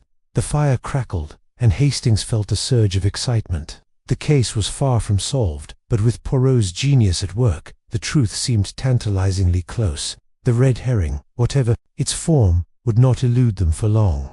Chapter 10. The Broken Window. The morning sun filtered through the heavy drapes of Styles Court, casting long, wavering shadows across the polished oak floors. The air in the manor carried a peculiar weight, as though the walls themselves were holding their breath after the chaos of Emily Inglethorpe's death. Captain Arthur Hastings, his nerves frayed from days of suspicion and sleepless nights, stood by the tall windows of the drawing-room, gazing out at the sprawling gardens. The neatly trimmed hedges and vibrant rosebeds seemed almost mocking in their serene beauty, a stark contrast to the turmoil brewing within the house. He turned at the sound of footsteps, expecting to see Hercule Poirot, whose meticulous presence had become a strange comfort amid the uncertainty. Instead, it was Cynthia Murdoch, her auburn hair slightly dishevelled, her usually bright eyes clouded with unease. She wore a pale green dress that seemed to cling to her frame, as if the fabric itself sensed her tension. "Captain Hastings," she said, her voice low, almost a whisper. "Have you seen Mr. Poirot this morning? I need to speak with him." Hastings noted the tremor in her hands, the way her fingers twisted the edge of her shawl, a shawl that now seemed ominously significant. "He's out inspecting the grounds," he replied, keeping his tone neutral. "Something about a window latch, I believe. Is everything all right, Miss Murdoch?" Her gaze darted to the floor, then back to him, a flicker of defiance in her eyes. "Of course," she said quickly, too quickly. I wanted to ask him something about the investigation, that's all." She offered a tight smile, before hurrying out, leaving Hastings with a nagging suspicion that clung to him like damp fog. He made his way to the garden, where he found Poirot crouched near the base of Emily's bedroom window, his gloved fingers delicately probing the frame. The little Belgian detective, impeccable in his tailored suit despite the morning dew, looked up with a gleam in his eye that suggested he'd uncovered something intriguing. "Mon ami," Poirot said, straightening with a flourish. "You arrive at a most opportune moment." Regardless, he pointed to the window latch, its brass surface scratched and slightly bent, as if forced open with a tool. "The groundskeeper, he reports this damage only this morning. Curious, Nan, that it should appear now, after Madame Inglethorpe's demise." Hastings frowned, his mind racing. "You think someone broke in? An outsider, perhaps?" Poirot's mustache twitched, a sure sign he was savouring a private deduction. "An outsider, perhaps, or perhaps." He paused, his eyes narrowing as he scanned the flower bed beneath the window. "Observe, Hastings. The earth here is undisturbed, save for a single footprint, half obscured by the mulch, and yet the latchet is broken from within." "From within?" Hastings echoed, his brow furrowing. "But that would mean Poirot interjected, his voice sharp with excitement. "The damage was done by someone inside the room, to make it appear as though an intruder entered. A clever ruse, but not clever enough for Hercule Poirot." Hastings felt a chill, despite the warm July air. The idea that someone within the household had staged such a deception was both unsettling and exhilarating. His thoughts drifted to Cynthia's shawl, and he hesitated before speaking. "Poirot, there's something else. I noticed a strand of fabric caught in the window frame. It looks like it might belong to Miss Murdoch's shawl." Poirot's eyes widened, but not with surprise, rather with a kind of delighted confirmation. "Bon, you have the eye of an observer, Hastings, even if you do not yet see the whole picture. Show me this fabric." They returned to the window, where Hastings pointed out a delicate thread, green with a faint shimmer, snagged on a splinter. of wood. Poirot plucked it with a pair of tweezers, holding it up to the light, as if it were a rare gem. Oui, it matches the shawl of Mademoiselle Cynthia, and yet he tilted his head, his expression inscrutable. She is a young woman of spirit. Nan, would she be so careless as to leave such a clue? She seemed nervous this morning, Hastings admitted. She was looking for you, actually. Said she had something to discuss. Poirot pocketed the thread, his movements precise. Then we must speak with her. But first, let us consider the implications. If the latch was broken from within, and this fabric is hers, it suggests either guilt or a frame. Which do you think, mon ami? Hastings hesitated. Cynthia's earnest demeanor, her quick smile, and her role as a dispensary nurse made it hard to imagine her as a murderer. Yet the evidence was damning. I don't know, Poirot. She doesn't strike me as the type to poison someone, but that thread is hard to ignore. Poirot chuckled softly, a sound that carried both amusement and reproach. Hastings, you must learn to distrust your heart and trust your eyes. Come, let us find Mademoiselle Cynthia and see what she has to say. They found her in the conservatory, surrounded by potted ferns and the faint scent of damp earth. She was arranging flowers in a vase, her movements jerky, as if her mind were elsewhere. When she saw Poirot and Hastings, she froze, a single rose slipping from her fingers to the floor. Miss Murdoch, Poirot began, his tone gentle but probing. We must speak of a matter most serious. This morning, we discovered a broken window latch in Madame Inglethorpe's room, and, curiously, a thread from what appears to be your shawl was found caught in the frame. Cynthia's face paled, her eyes wide with something that looked like furor. Was it indignation? My shawl? That's impossible. I haven't been near Mrs. Inglethorpe's room since before she died. I swear it. Hastings watched her closely, noting the way her hands clenched into fists, her knuckles whitening. Then, how do you explain the thread, Miss Murdoch? He asked, his voice softer than Poirot's, but no less insistent. I don't know, she cried, her voice breaking. Someone must have taken it, or planted it there. I've been working at the dispensary, Captain Hastings. I've had no reason to go into her room. Poirot's gaze was unwavering, his grey eyes boring into her as if he could see through to her very soul. And yet, mademoiselle, the evidence suggests otherwise. Tell me, where was your shawl last night? Cynthia hesitated, her lips parting, as if to speak, then closing again. I left it in the drawing-room yesterday afternoon. I was reading there, and I must have forgotten it. Anyone could have picked it up. Anyone, Poirot repeated, his tone thoughtful. That is true, but we must consider all possibilities. Tell me, mademoiselle, have you noticed anyone acting strangely? Perhaps someone who seemed too interested in your belongings? Cynthia's brow furrowed, and she seemed to wrestle with a memory. Well, yesterday, I saw Evelyn Howard near the drawing-room. She was holding my shawl, looking at it oddly. I thought nothing of it at the time. She's always been a bit intense. But now, Hastings exchanged a glance with Poirot, his mind racing. Evelyn Howard, Emily's stern companion, had been vocal in her distrust of Alfred Ingle, but could she be orchestrating something more sinister? The thought was jarring, yet it fit the pattern of misdirection Poirot had been unraveling. Merci, mademoiselle, Poirot said, bowing slightly. You have been most helpful. We will trouble you no further for now. As Cynthia hurried away, her footsteps echoing in the conservatory, Hastings turned to Poirot. Do you believe her? About the shawl? I mean, Poirot's lips curved into a faint smile. I believe she believes herself innocent, Hastings, but innocence is not always truth. Come, let us examine this drawing-room where the shawl was left. The drawing-room was a grand space, its walls lined with bookshelves and portraits of long-dead Inglethorpes. The heavy velvet curtains were drawn back, allowing sunlight to illuminate the intricate patterns of the Persian rug. Hastings scanned the room, trying to imagine someone, Evelyn, perhaps slipping in to steal Cynthia's shawl. The idea seemed plausible, yet it raised more questions than answers. Poirot, meanwhile, was examining the armchair where Cynthia claimed to have left her shawl. He ran his fingers along the fabric, his movements methodical, then paused, his eyes narrowing. Regard us, Hastings, he said, holding up a tiny, almost invisible pin, its head no larger than a grain of rice. This was caught in the cushion. It is not a sewing pin. Nanit is too fine, too deliberate. Perhaps a tool for picking a lock, or for tampering with a window latch, Hastings suggested, his pulse quickening. Poirot's eyes sparkled. Exactement. You begin to think, like Poirot, mon ami. This pin, it may be nothing or it may be everything. We must keep it safe. As they left the drawing room, Hastings couldn't shake the feeling that the manor was closing in around them, its secrets buried in every creak of the floorboards, every shadow in the corners. The thread from Cynthia's shawl, the broken latch, the mysterious pinhole were pieces of a puzzle that seemed to shift with every new discovery.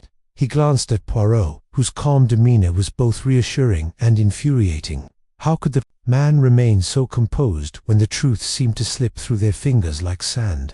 Their next stop was the groundskeeper's shed, a small, weathered structure tucked behind the stables. The groundskeeper, a grizzled man named Thomas with dirt-stained hands and a perpetual scowl, was sharpening a pair of shears when they arrived. He looked up, his eyes narrowing at the sight of Poirot's pristine suit. "Mr. Poirot, Captain," he grunted, setting the shears aside. "You hear about that window latch?" "Indeed," Monsieur Thomas Poirot said, his voice smooth as silk. "You reported the damage this morning.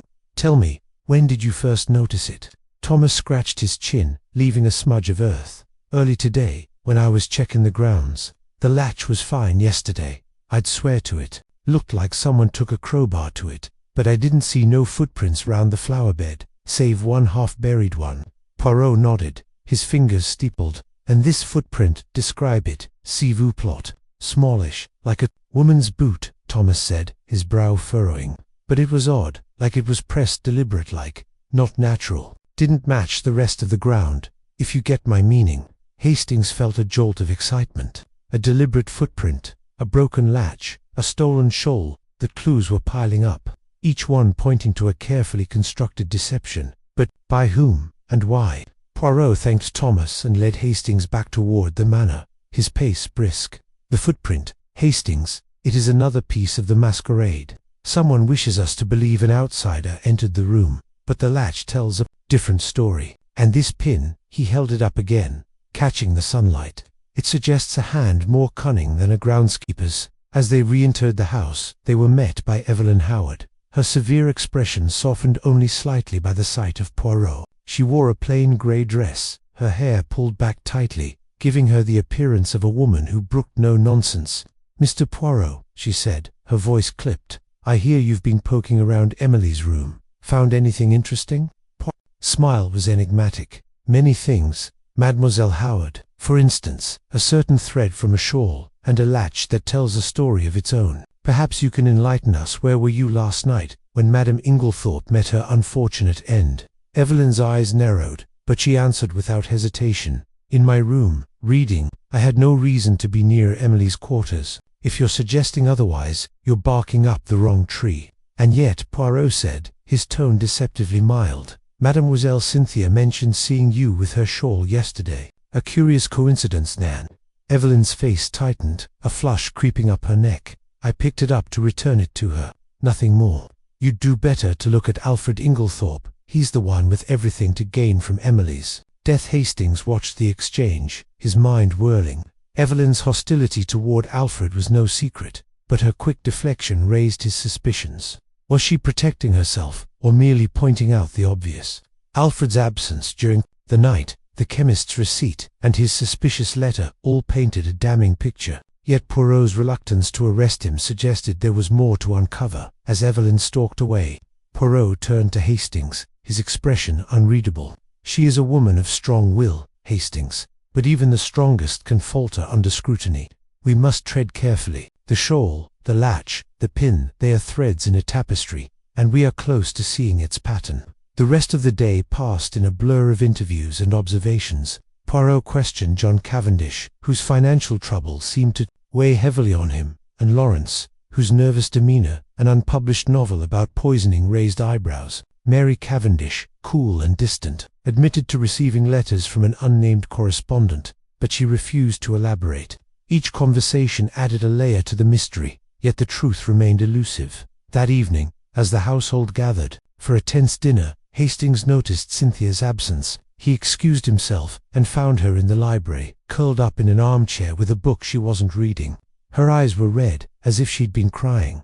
"Miss Murdoch," he said gently, "are you all right?" She looked up, startled, then forced a smile. Jessica, overwhelmed. "Captain, this whole affair's like a nightmare. And now, with my shawl being found, I'm afraid people will think I had something to do with it." Hastings sat across from her, his heart softening. "Poirot doesn't jump to conclusions. If you're innocent, he'll prove it. But you must be honest with him. Is there anything else you haven't told us?" Cynthia hesitated, then leaned forward, her voice barely above a whisper. "There is something. Last night, I couldn't sleep, so I went to the dispensary to check some records. When I returned, I saw someone in the garden, near Emily's window. I couldn't make out who it was, just a shadow, moving quickly. I didn't think much of it then, but now." Hastings' pulse quickened. "Did you tell Poirot?" "Not yet," she admitted. "I was afraid it would make me look guilty, being out so late. But I swear, I had nothing to do with Mrs. Inglethorpe's death." Hastings nodded, his mind racing. A shadow in the garden, a broken latch, a stolen shawl. The pieces were falling into place, but the picture they formed was still maddeningly unclear. He promised to relay her story to Poirot, then returned to the dining room, where the detective was engaging Alfred Inglethorpe in a seemingly innocuous conversation about gardening. As the meal ended, Poirot pulled Hastings aside, his eyes alight with that familiar spark of discovery. "Mon ami, we are so close to the truth. Tomorrow, we shall revisit the window, and I shall set a small trap. The killer, they grow careless, and Hercule Poirot does not forgive carelessness." Hastings went to bed that night with a mix of anticipation and dread. The discovery of the fabric, the broken latch, and Cynthia's late-night sighting had brought them closer to the truth. Yet the manor's secrets seemed to multiply with every step. As he drifted into an uneasy sleep, he could almost hear Poirot's voice, whispering that the key to the mystery lay not in what was seen, but in what was hidden. The next morning would bring new revelations, and Hastings could only hope there would be enough to unmask the killer before another tragedy struck Styles Court. Chapter 11. The Family's Secrets. The late summer sun dipped below the horizon, casting Styles Court in a golden haze that softened its imposing stone facade. Inside, the air was thick with unspoken grievances, each member of the household navigating their own labyrinth of secrets. Hercule Poirot, his small frame radiating quiet authority, moved through the manor with the precision of a chess master, his grey eyes catching flickers of truth in the shadows of half-spoken words. Captain Arthur Hastings, his loyal companion, trailed behind, his notebook clutched like a shield against the mounting complexities of the case, the murder of Emily. Inglethorpe had shattered the fragile veneer of civility at Styles. Her death-strychnine poisoning in a locked room had left the family reeling, each member a suspect in Poirot's relentless pursuit of justice. Hastings, though captivated by Poirot's brilliance, felt the weight of the manor's secrets pressing against his chest. The burned will fragment, the hidden letter, the tampered window latch, each clue was a thread in a tapestry of deceit, and Poirot was determined to unravel it. This morning, the dining room was a stage for strained pleasantries. John Cavendish, the elder stepson, sat at the head of the table, his jaw tight as he sliced into his bacon. His wife, Mary, elegant in a dove-grey dress, sipped her tea with an air of detachment, her dark eyes flicking toward the window as if longing for escape. Lawrence, John's younger brother, toyed with his eggs, his poet's face clouded with distraction. Cynthia Murdoch, the vivacious ward, attempted to lighten the mood with chatter about a village fete, but her laughter rang hollow. Evelyn Howard, Emily's stern companion, glowered at the table's center, her disapproval a palpable force. Poirot, seated beside Hastings, observed the scene with the patience of a predator. His moustache twitched as he sipped his tisane, a blend of herbs he insisted on bringing from his cottage. "Mon ami," he murmured to Hastings, "observe the silences. They speak louder than words." Hastings nodded, though he felt adrift. In the family's tensions were evident, but the specifics eluded him. John's financial troubles, hinted at by a curt exchange with his solicitor in the village, suggested a motive for wanting Emily's fortune. Lawrence's unpublished novel, discovered by Poirot in a drawer, contained unsettling passages about poisoning, raising questions about his quiet demeanor. Mary's aloofness hinted at marital strife, and Evelyn's vitriol toward Alfred Inglethorpe, Emily's younger husband, bordered on obsession. Cynthia, despite her charm, seemed nervous, her hands trembling when questioned about the dispensary where she worked. Poirot had a plan. one he'd shared with Hastings the previous evening in the library's flickering candlelight. "We must stir the pot, Hastings," he'd said, his eyes gleaming. "The truth hides in the cracks of their composure. I shall devise a tester-rumor, subtle but provocative, to expose their secrets." Now, as breakfast drew to a close, Poirot rose, his small stature commanding attention. "Mies Amos," he began, his voice smooth as velvet, "I have a matter to discuss. It concerns a rumor I heard in the village, a missing will, one that may alter the inheritance of Styles Court." The effect was immediate. John's fork clattered against his plate, his face flushing. Mary's teacup paused mid-air, her gaze sharpening. Lawrence's fork froze, his eyes darting to his brother. Cynthia gasped softly, her hand flying to her mouth, while Evelyn's lips curled into a grim smile. "A will," she said, her voice cutting. "That fortune hunter Alfred would burn any will that didn't favor him." Poirot's expression remained serene, but Hastings caught the glint of satisfaction in his eyes. The rumor was a fabrication, a carefully crafted lure to provoke reactions. "It is merely a whisper," Poirot continued, "but one I thought prudent to share. Perhaps someone here knows more." Silence descended, heavy and fraught. John cleared his throat, his voice strained. "Mother's will was clear. The manor goes to me, the fortune to others.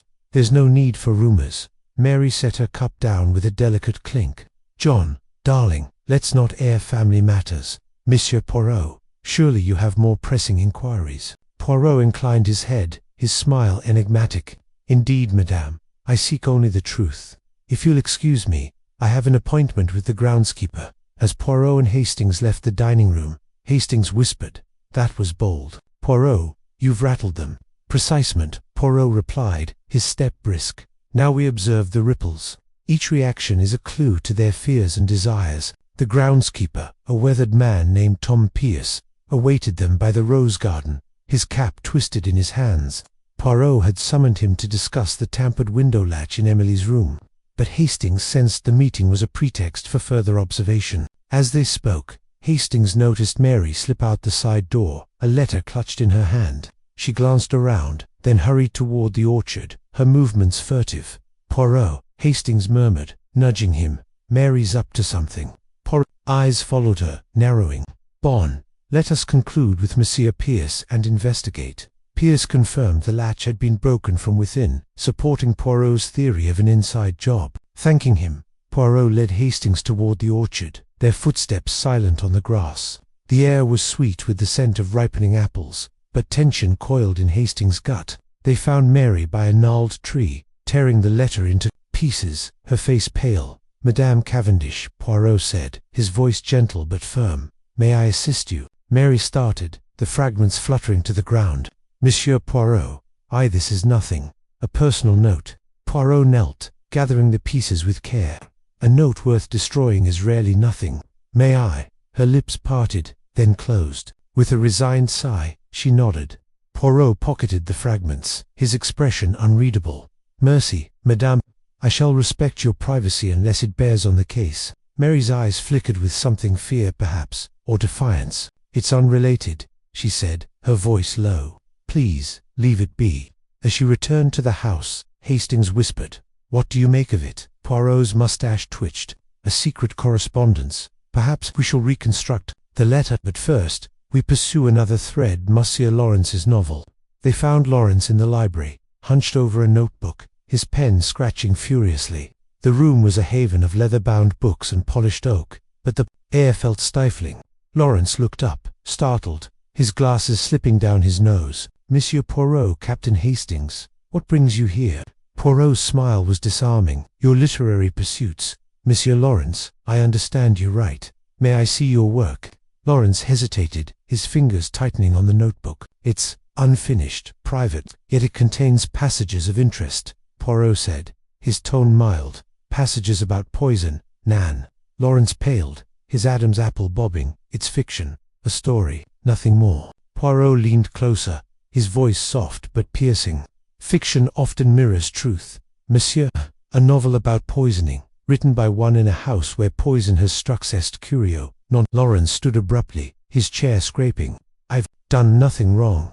If you'll excuse me." As he fled, Hastings frowned. He's hiding something, Poirot. Oui, Poirot murmured, picking up a stray page Lawrence had left behind. And this may tell us what. The page was a draft, its prose florid but chilling. She sipped the draft, unaware of the venom within, her trust her undoing. Hastings shivered, the words echoing Emily's fate too closely. Poirot folded the page, his expression grave. We must tread carefully, Hastings. Lawrence's imagination may be his alibi or his confession.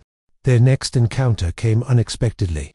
As they crossed the hall, Cynthia emerged from the drawing room, her face flushed.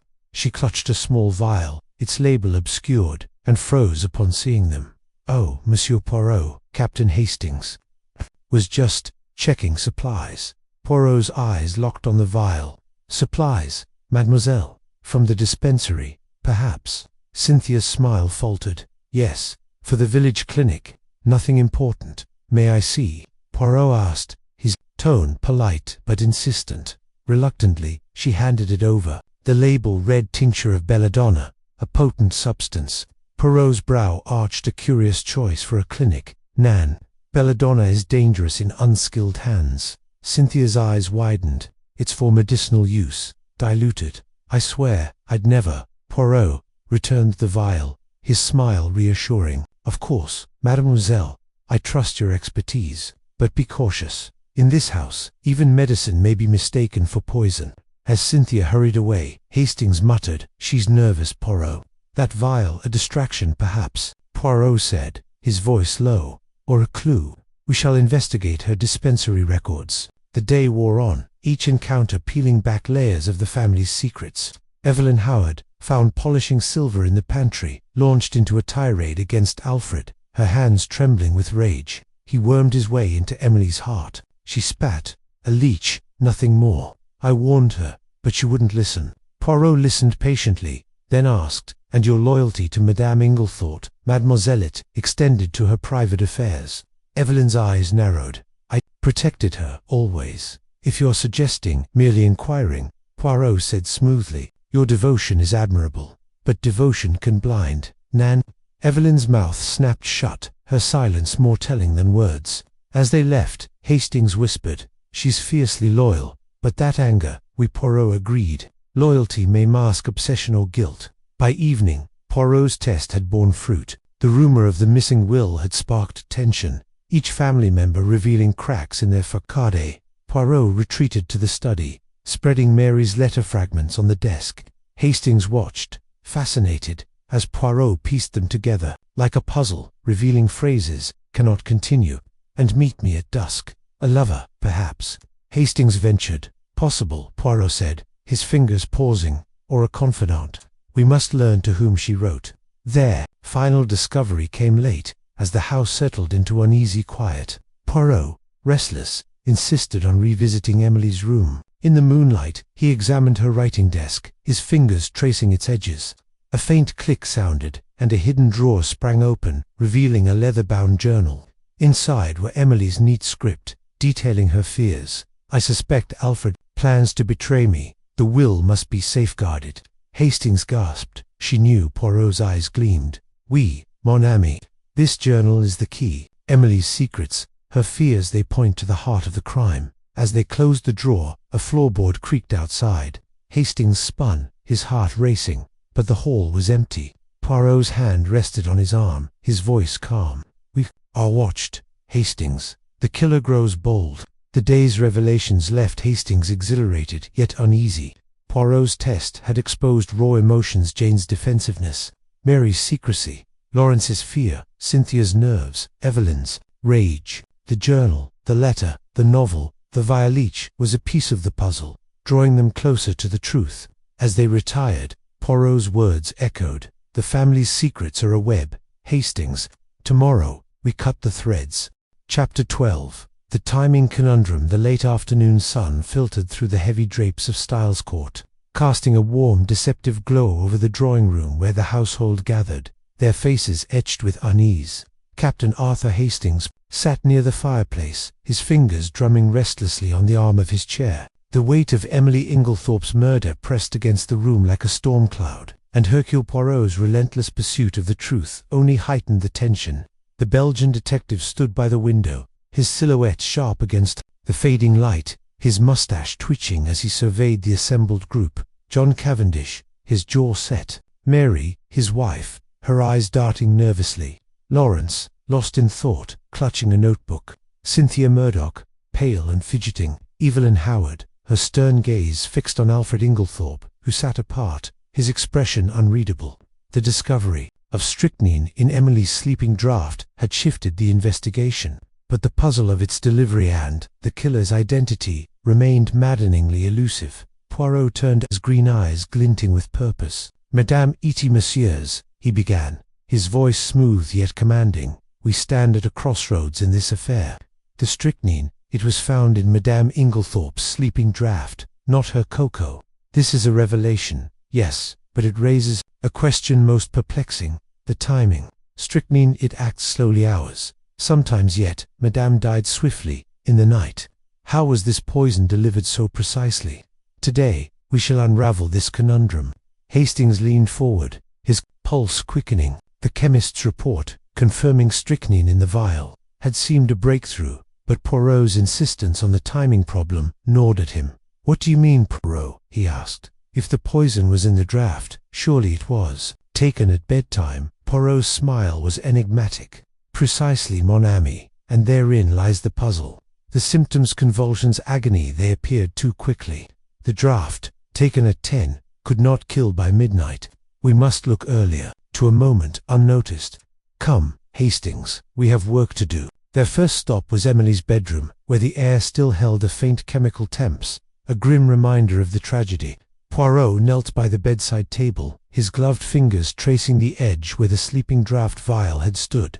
He examined the glass, now cleaned but preserved by his earlier instruction, and frowned. "The residue, it was minimal," he murmured.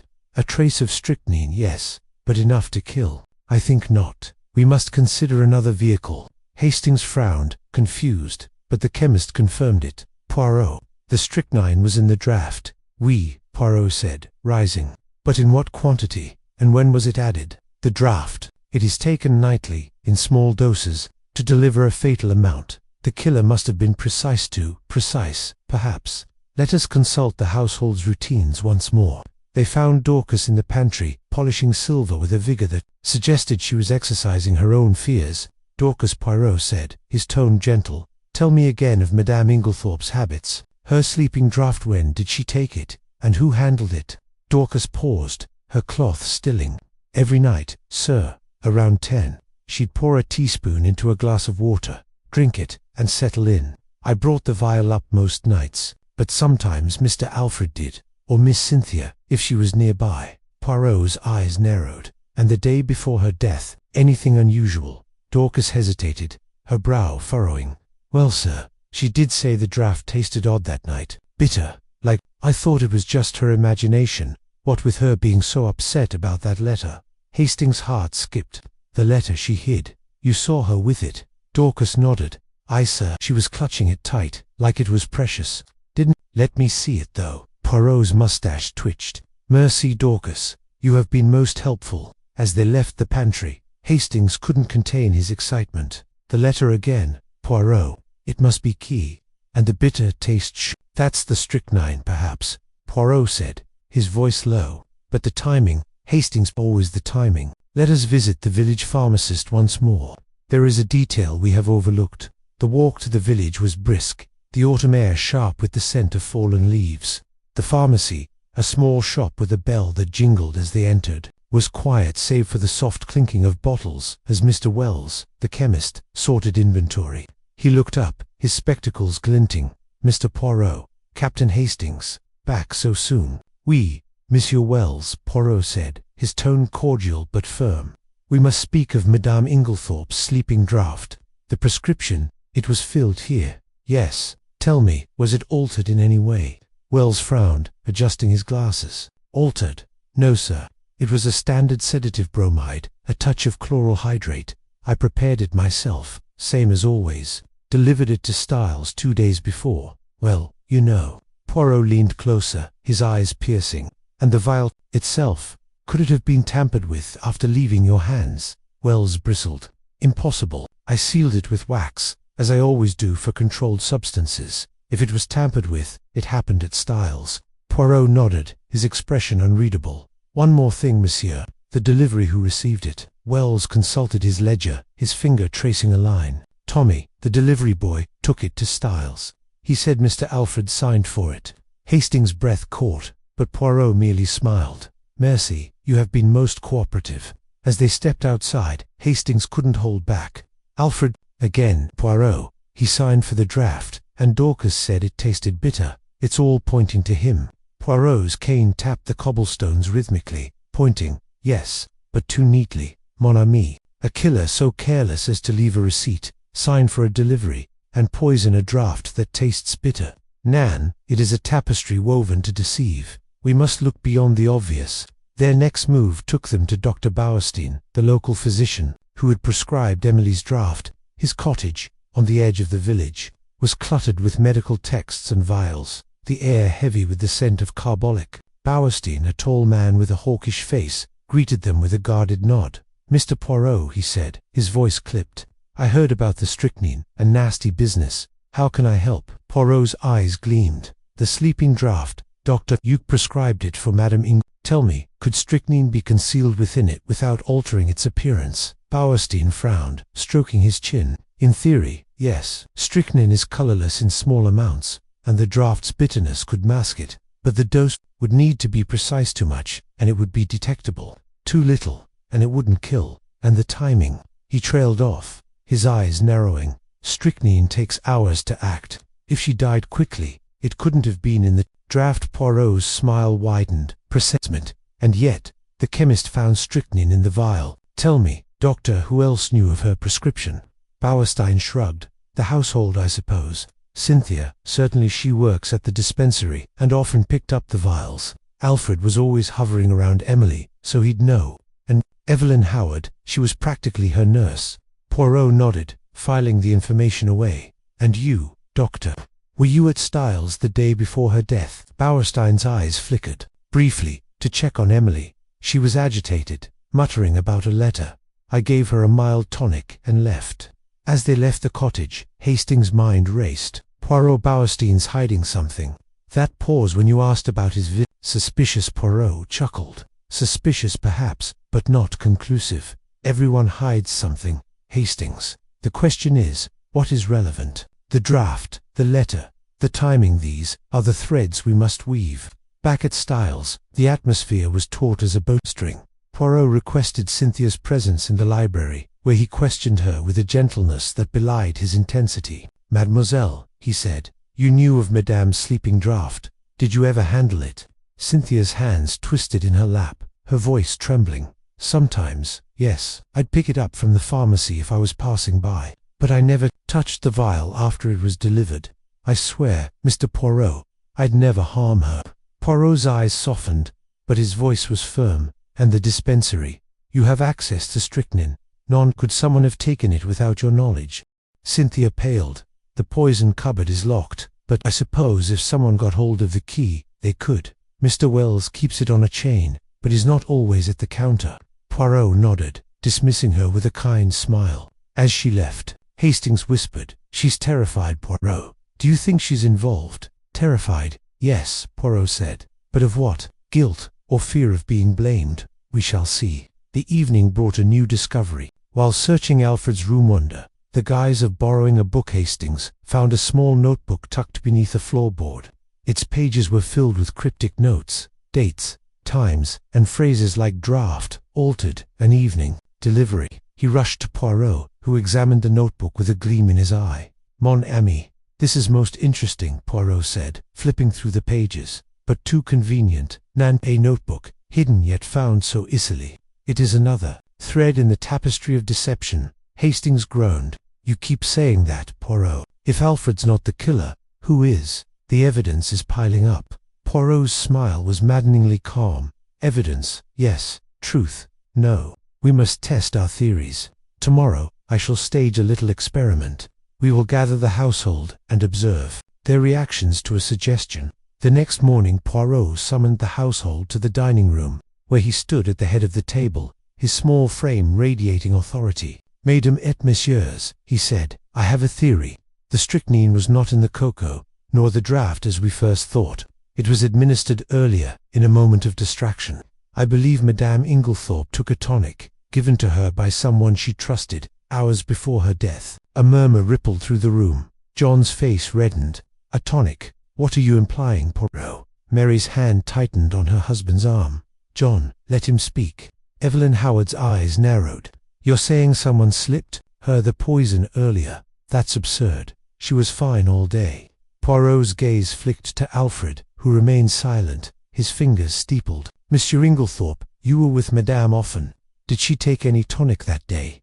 Alfred's voice was smooth. Only what Dr. Bauerstein prescribed. I wouldn't know about anything else. Poirot nodded, his eyes never leaving Alfred's. We shall see. I have sent for a second analysis of the vial. The results will tell us much. As the household dispersed, their faces a mix of fear and suspicion, Hastings pulled Poirot aside. You're bluffing, aren't you? There's no second analysis. Poirot's eyes twinkled. A small deception, mon ami. The killer, they will react to the pressure. We watch, we wait, and the truth will reveal itself.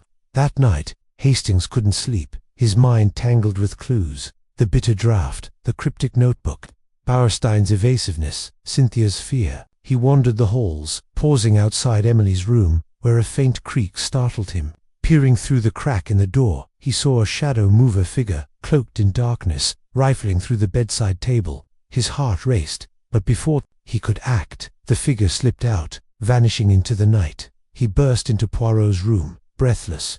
Poirot, someone was in Emily's room, searching for something. Poirot was awake in an instant, his eyes sharp. Bourne, Hastings. The trap. It begins to close. Tomorrow, we will confront this shadow. The timing conundrum, it is solved not by the draught, but by a moment earlier, a moment hidden in plain sight. As dawn broke, Poirot gathered the household once more, his demeanor calm but electric. The strychnine, he said, was administered in a tonic, given to Madame Inglethorpe at tea, hours before her death. The draught was a distraction, laced with a trace to mislead us. The killer, they are clever, but not clever enough. A gasp escaped Cynthia, and Evelyn's face darkened. Alfred remained still, but his eyes flickered. Poirot's words hung in the air, a challenge to the unseen killer. Hastings felt the tension coil tighter, sensing the case was hurtling toward its climax, the truth just beyond their grasp. The silence was deafening. Cynthia sobbed softly, and Lawrence reached for her hand. John's face was a mask of shock, while Mary's eyes narrowed, her lips tight. Alfred's smile was gone, his face ashen. Poirot nodded slowly. Merci, Mademoiselle Howard, your confession. It is a piece of the puzzle, but not the whole. The letter, it is significant, but it does not clear Monsieur Alfred, nor does it explain the strychnine or the locked room. He turned back to the box, his fingers brushing its surface. This compartment, it held more than the will. I found another item or vial, empty, but with traces of a chemical residue. I have sent it to a chemist in London for analysis, but I suspect it once held strychnine. John's voice was hoarse. You're saying the killer hid the poison in the box, but how did they get it into Emily's room? Poirot's eyes gleamed. An excellent question, Monsieur John. The poison, it was not in her cocoa, as we first thought, but in her sleeping draught. The timing, it was precise. Someone entered her room, tampered with the draught, and locked the door to create the illusion of an impossible crime. Mary spoke, her voice sharp, but the door was bolted from the inside. You said so yourself. Poirot's smile was triumphant. Oui, madame, but the bolt, it was not what it seemed. I examined it closely. A small device, a thread and a weight, could be used to pull the bolt from outside, through a crack in the door. A clever trick, but not infallible. Hastings' mind raced, the pieces clicking into place. So the killer was in the house, not an outsider. The footprint, the cloth, they were distractions. Exactement, Poirot said. The footprint was planted, the cloth torn deliberately. The murderer wished us to look elsewhere, but the truth, it is here, in this room. Alfred laughed again, but it was strained. You're grasping, Poirot. You've got nothing but theories and a fake will. Poirot's gaze was unrelenting. Theories, Monsieur Alfred. Let us test them. I propose a reconstruction. Tonight, we shall recreate the night of the murder. Each of you will return to your claimed positions. John in the village, Lawrence in his room, Mary reading, Cynthia at the dispensary, Evelyn walking, Alfred in bed. I will watch, and I will see who falters. The household exchanged uneasy glances. Japp nodded, his eyes narrowing. I like it, Poirot. Let's see who cracks. As the group dispersed to prepare, Hastings pulled Poirot aside. Are you sure about this? What if the killer strikes again? Poirot's smile was serene. Fear not, mon ami. The trap is set, and the bird will not escape. Tonight, we shall catch our murderer. The reconstruction began at dusk. The manor, cloaked in an eerie silence. John left for the village, his footsteps crunching on the gravel. Lawrence retreated to his room, his manuscript in hand. Mary sat in her armchair, a copy of Jane Eyre open on her lap. Cynthia, trembling, insisted on staying in the library, claiming she couldn't face the dispensary. Evelyn paced the grounds, her figure a shadow in the twilight. Alfred retired to his room, his door closing with a soft click. Poirot and Hastings took positions in the hall, their eyes sharp, their ears attuned to every sound. The clock ticked, each second a pulse in the quiet.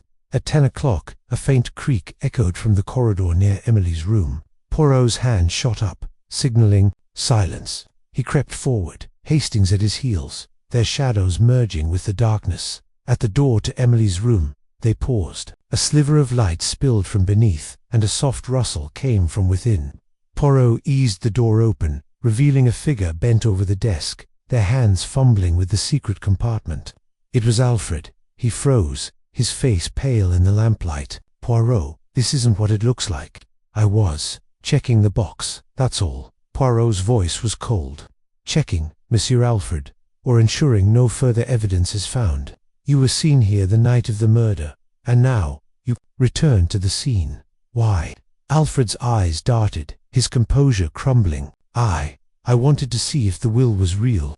Emily promised me everything, but she lied. She always lied. Poirot stepped closer, his voice low. And so you poisoned her. The strychnine, the altered prescription, the tampered bolt. You planted the footprint, tore the cloth, to make us believe an outsider was to blame. Alfred backed away, his hands raised. You can't prove it.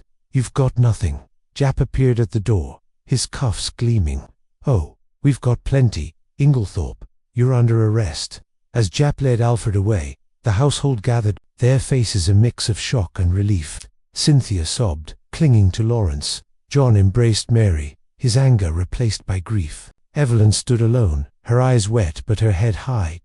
Hastings turned to Poirot, his voice awed. You did it, Poirot. You caught him. Poirot's smile was modest. The trap, it was simple. Hastings, the guilty cannot resist returning to their crime. The box, the will. They were bait, and Alfred, he took it. As the manor settled into a fragile peace, Hastings marveled at Poirot's genius. The trap had been set, the truth revealed, and justice, at last, was served. Chapter 13. The trap is set. The late afternoon sun cast long shadows across the polished oak floor of the Styles Court Library, where the air was thick with the scent of old books and the weight of unspoken secrets. Hercule Poirot stood at the center of the room, his small frame radiating authority, his mustache a perfect crescent above his pursed lips. His grey eyes, sharp as a falcon's, swept over the assembled household, each member seated in a semicircle of high-backed chairs, their faces a mosaic of apprehension, defiance, and curiosity. Captain Arthur Hastings sat to his right, his notebook open, his pen poised to capture every word, his heart thudding with the anticipation of a breakthrough. The murder of Emily Inglethorpe had woven a labyrinth of clue strychnine, a locked room, a burned will, a mysterious footprint on. Now Poirot was ready to spring his trap. Mesdames et messieurs, Poirot began, his voice clear and measured. We gather today because the truth, it is like a bird in a cage. It flutters, it cries, but it cannot escape. Tonight, I shall open the cage, and the truth will fly free. One among you knows more than they have admitted. One among you has woven a web of lies to conceal the murder of Madame Inglethorpe. John Cavendish shifted in his chair, his jaw tight, his eyes flicking toward his wife, Mary, who sat with her hands folded, her expression as unreadable as a marble statue. Lawrence, John's younger brother, slouched beside her, his fingers drumming nervously on the armrest, his poet's eyes darting to the window as if seeking escape. Cynthia Murdoch, the young dispensary nurse, clutched a handkerchief, her knuckles white, her gaze fixed on the floor. Evelyn Howard, Emily's stern companion, stood near the fireplace, her arms crossed, her scowl a permanent fixture. Alfred Inglethorpe, Emily's younger husband, leaned against the doorframe, his smile smooth and unperturbed, though his eyes betrayed a flicker of unease. Inspector Japp, seated at the edge of the circle, adjusted his bowler hat, his impatience barely concealed. Hastings leaned toward Poirot, whispering, "Are you sure about this, old chap? You're stirring the pot, and they're all on edge." Poirot's lips twitched. "Precisement, mon ami. The pot must be stirred to bring the truth to the surface. Observe their faces. Hastings, the guilty one, will betray themselves." Poirot paced slowly, his polished shoes clicking on the floor. "Let us revisit the night of Madame Inglethorpe's death. A locked room, a shattered coffee cup, a faint chemical odor, and a woman dead from strychnine. The alibis, they are free. A view claims solitude, yet none can be fully verified. But I have learned much. The letter, the will, the footprint in the rose garden, they are threads in a tapestry, and I have begun to see the pattern." He paused, his gaze settling on Evelyn Howard. "Mademoiselle Howard, you have been vocal in your distrust of Monsieur Alfred. You claim you were walking the grounds that night, yet no one saw you. And then, this morning, you spoke to me of a betrayal secret you have kept. Would you care to share it now?" Evelyn's eyes flashed, her voice sharp as a blade. "I'll say what I've said before. Alfred's a snake. He married Emily for her money, and I warned her, years ago, about men like him. She wouldn't listen, and now she's dead. That's my betrayal failing to protect her." The room stirred, whispers rippling like a breeze. John's face darkened, and Mary's fingers tightened. Alfred's smile faltered, but he said nothing. Poirot nodded, unfazed. "A confession, perhaps, but not the one I seek. Let us consider another clue." He reached into his pocket, producing a small, folded piece of paper. "This, Mies Amos, is a note I found hidden in Madame Inglethorpe's desk, not the letter we discovered earlier, but a new one, written in her hand. It speaks of a change to her will, made the day before her death, a will that favored one of you above the others." Gasps filled the room. John leaned forward, his voice hoarse. "A new will? Where is it? Who does it name?" Poirot raised a hand. "Patience, Monsieur John. The will, it is missing, but this note suggests its existence, and I believe the murderer destroyed it to protect their gain or their loss." Cynthia's handkerchief fell to the floor, her face pale. "Mr. Poirot, I swear, I know nothing about a will. I was at the dispensary. I told you." Poirot's eyes softened. "I believe you, mademoiselle. But your access to strychnine, it cannot be ignored. And you, Monsieur Lawrence, your manuscript, such dark tales of poison and betrayal. Did you write from imagination, or from knowledge?" Lawrence flushed, his voice trembling. "It's fiction, Poirot. I'd never hurt Emily. She was kind to me, always." Mary spoke, her tone icy. "This is absurd. You're accusing us all, Mr. Poirot, without proof. If there's a will, produce it. If there's a killer, name them." Poirot's smile was enigmatic. "Madame, the proof, it is coming. But first, I must set a trap." He turned to the desk, where a small wooden box sat, its carvings intricate and worn. "This box, it belonged to Madame Inglethorpe. I have learned it contains a secret compartment, one she used to hide her most private papers. Tonight, I shall open it, and I believe it will reveal the truth." The household exchanged glances, their unease palpable. Japp leaned forward, his voice low. "Poirot, you're playing a dangerous game. If that box is empty, you'll look a fool." Poirot's eyes twinkled. "Trust me, Inspector. The box, it is never empty when Hercule Poirot is at work." He approached the desk, his movements deliberate, and lifted the box.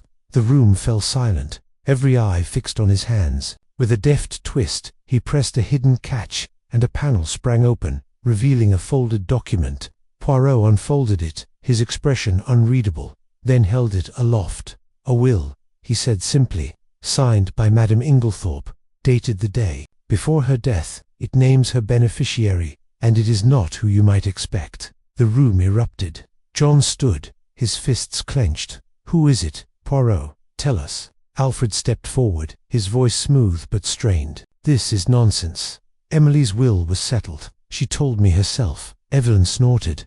"Liar. You'd say anything to save your skin." Poirot raised a hand, silencing them. "The will names Mademoiselle Cynthia as the primary beneficiary, with provisions for Monsieur John and Monsieur Lawrence. Monsieur Alfred, you are notably absent." Cynthia gasped, her hands flying to her mouth. "Me? But why? I never asked for anything." Alfred's face darkened, his composure cracking. "This is a forgery. Emily would never cut me out." Poirot's gaze was relentless. "Would she not? The note in her desk suggests otherwise. It speaks of a betrayal, a fear that her trust was misplaced. And you, Monsieur Alfred, were seen near her room the night she died, despite your claim to be in bed." Alfred's eyes widened. "Seen? By whom? That's a lie." Poirot turned to Dorcas, who stood at the door, her apron twisted in her hands. "Dorcas, tell them what you told me this morning." Dorcas swallowed, her voice trembling. I saw Mr. Alfred in the corridor, near Mrs. Inglethorpe's room, around midnight. He was carrying a candle, and he looked furtive." Alfred laughed, a harsh, brittle sound. "Furtive. I was checking the windows, that's all. This house is old, drafty. You're twisting nothing into something, Poirot." Poirot's smile was cold. "Perhaps, but the strychnine, the receipt in your room, the footprint in the garden, the torn clothes, are not nothing. And now, this will, the pieces, they fit, Monsieur Alfred." Japp stood, his hand on his cuffs. "That's enough for me, Poirot. Alfred Inglethorpe, I'm arresting you. Wait." Evelyn's voice cut through the room, sharp and commanding. She stepped forward, her face pale but resolute. "I can't let this go on. Alfred's a scoundrel, but he's not the killer. I have something to say." The room froze, every eye on Evelyn. Hastings' pen hovered, his breath caught. Poirot tilted his head, his expression unreadable. "Speak, Mademoiselle Howard. The truth, it is welcome." Evelyn's hands trembled, but her voice was steady. "I lied about that night. I wasn't walking the grounds. I was in Emily's room, earlier, before she died. She called me in, frantic, said she'd found a letter in Alfred's desk, a letter proving he was planning to leave her, to take her money and run. She was going to change her will, cut him out entirely. I begged her to wait, to think it over, but she was furious. I left her alive, I swear, but I didn't tell anyone because I was ashamed. I should have protected her." Chapter 14. Poirot's triumph. The library at Styles Court was a cathedral of secrets, its towering bookshelves casting long shadows in the flickering glow of the chandelier. The air was thick with anticipation, the scent of old leather and wax, mingling with the faint tang of wood smoke from the hearth. Hercule Poirot stood at the center of the room, his diminutive frame commanding the attention of the assembled household. His moustache, impeccably groomed, gleamed under the light, and his green eyes sparkled with the certainty of a man who had unraveled the impossible. Captain Arthur Hastings, seated near the fire, felt his pulse quicken, sensing the day of the mysterious affair at Styles was at hand. The household gathered in a tense semicircle. John Cavendish, his jaw tight with unease. Mary, his wife, her elegance marred by a flicker of apprehension. Lawrence, the younger Cavendish, clutching a notebook as if it were a lifeline. Cynthia Murdoch, her auburn hair catching the light, her hands twisting nervously. Evelyn Howard, stern and unyielding, her eyes darting to Alfred Inglethorpe, who stood apart, his face a mask of calm defiance. Inspector Japp, leaning against the doorframe, watched with a mix of skepticism and curiosity, his notebook poised for the final revelation. Poirot clasped his hands behind his back, his voice clear and measured. "Mesdames et messieurs, we are gathered to lay bare the truth of Madame Emily Inglethorpe's murder, a crime most foul, cloaked in deception, but no match for the little grey cells of Hercule Poirot." Hastings leaned forward, his notebook forgotten. The past days had been a whirlwind of clues and misdirection. The shattered coffee cup, the burned will fragment, the tampered window latch, the theatrical wig, and the mysterious visitor glimpsed near the gates. Poirot had woven these threads into a tapestry only he could fully see until now. Poirot turned to Alfred, whose composure faltered under the detective's piercing gaze. "Monsieur Inglethorpe, you have played a clever game, but the game it is over. You are the architect of this tragedy." A gasp rippled through the room. John's fists clenched, and Mary's hand flew to her throat. Alfred's lips curled into a faint smile, but his eyes betrayed a flicker of unease. "You have no proof, Poirot," he said, his voice smooth but edged with tension. This is all speculation. Poirot raised a finger, his smile enigmatic. Speculation, nan monsieur. Fact. Let us begin with the night of Madame Inglethorpe's death. She was poisoned with strychnine, a substance you, Monsieur Alfred, procured under false pretenses. The chemist's receipt, found so conveniently in your room, was meant to incriminate you but also to absolve you, for it was too obvious. Hastings frowned, recalling Poirot's earlier dismissal of the receipt as a red herring. But Poirot, he interjected, you said the receipt was a setup. Precisement, mon ami. Poirot's eyes gleamed. A clever man does not leave such evidence unless he wishes it to be found. Monsieur Alfred wanted us to suspect him, to arrest him, only to prove his innocence when the evidence crumbled. A brilliant misdirection. Alfred's smile faded, his hands tightening at his sides. You're spinning tales, Poirot. I loved my wife. I had no reason to harm her. Poirot paced, his steps deliberate. No reason. Let us examine the motive. Madame Inglethorpe's fortune was vast, but her latest will favored you, Monsieur Alfred. Over her you stood to inherit everything. But there was a complication, was there not? A letter, hidden in Madame's room, revealing your indiscretions. Cynthia gasped, her eyes wide. The letter, you found it? Poirot nodded. Oui, mademoiselle. A letter detailing Monsieur Alfred's plan to secure the fortune, even at the cost of his wife's life. But this letter was not the only clue. There was the matter of the coffee cup, shattered in Madame's room, bearing traces of strychnine, and the chemical odor faint, but unmistakable. These were not accidents, but pieces of a meticulous plan. Evelyn, Howard's voice cut through the room, sharp and accusing. I told you all. Alfred was a fortune hunter. He never cared for Emily. Poirot turned to her, his expression softening. Mademoiselle Howard, your loyalty to Madame Inglethorpe is admirable, but your anger, it blinded you to the subtleties of this crime. You saw only Alfred's guilt, not the web he spun. John stood, his voice trembling with rage. If Alfred did this, how? The door was bolted from the inside. No one could have entered. Poirot's smile widened. A fine question, monsieur. Cavendish, the bolted door, it was the heart of the deception. The killer did not need to enter the room that night. The strychnine was administered earlier, in Madame's sleeping draught, cleverly disguised to delay its effects. The timing, it puzzled us, but the answer lay in the altered prescription, obtained by someone with access to the dispensary. Eyes turned to Cynthia, who paled. I didn't.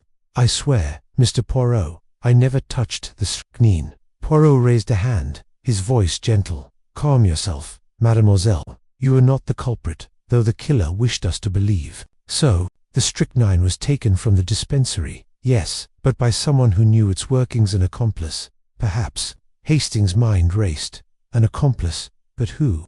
Poirot's gaze swept the room, settling on a figure in the shadows, a man who had entered quietly during the gathering, unnoticed by most. Monsieur Poirot said, his voice ringing with authority, step forward.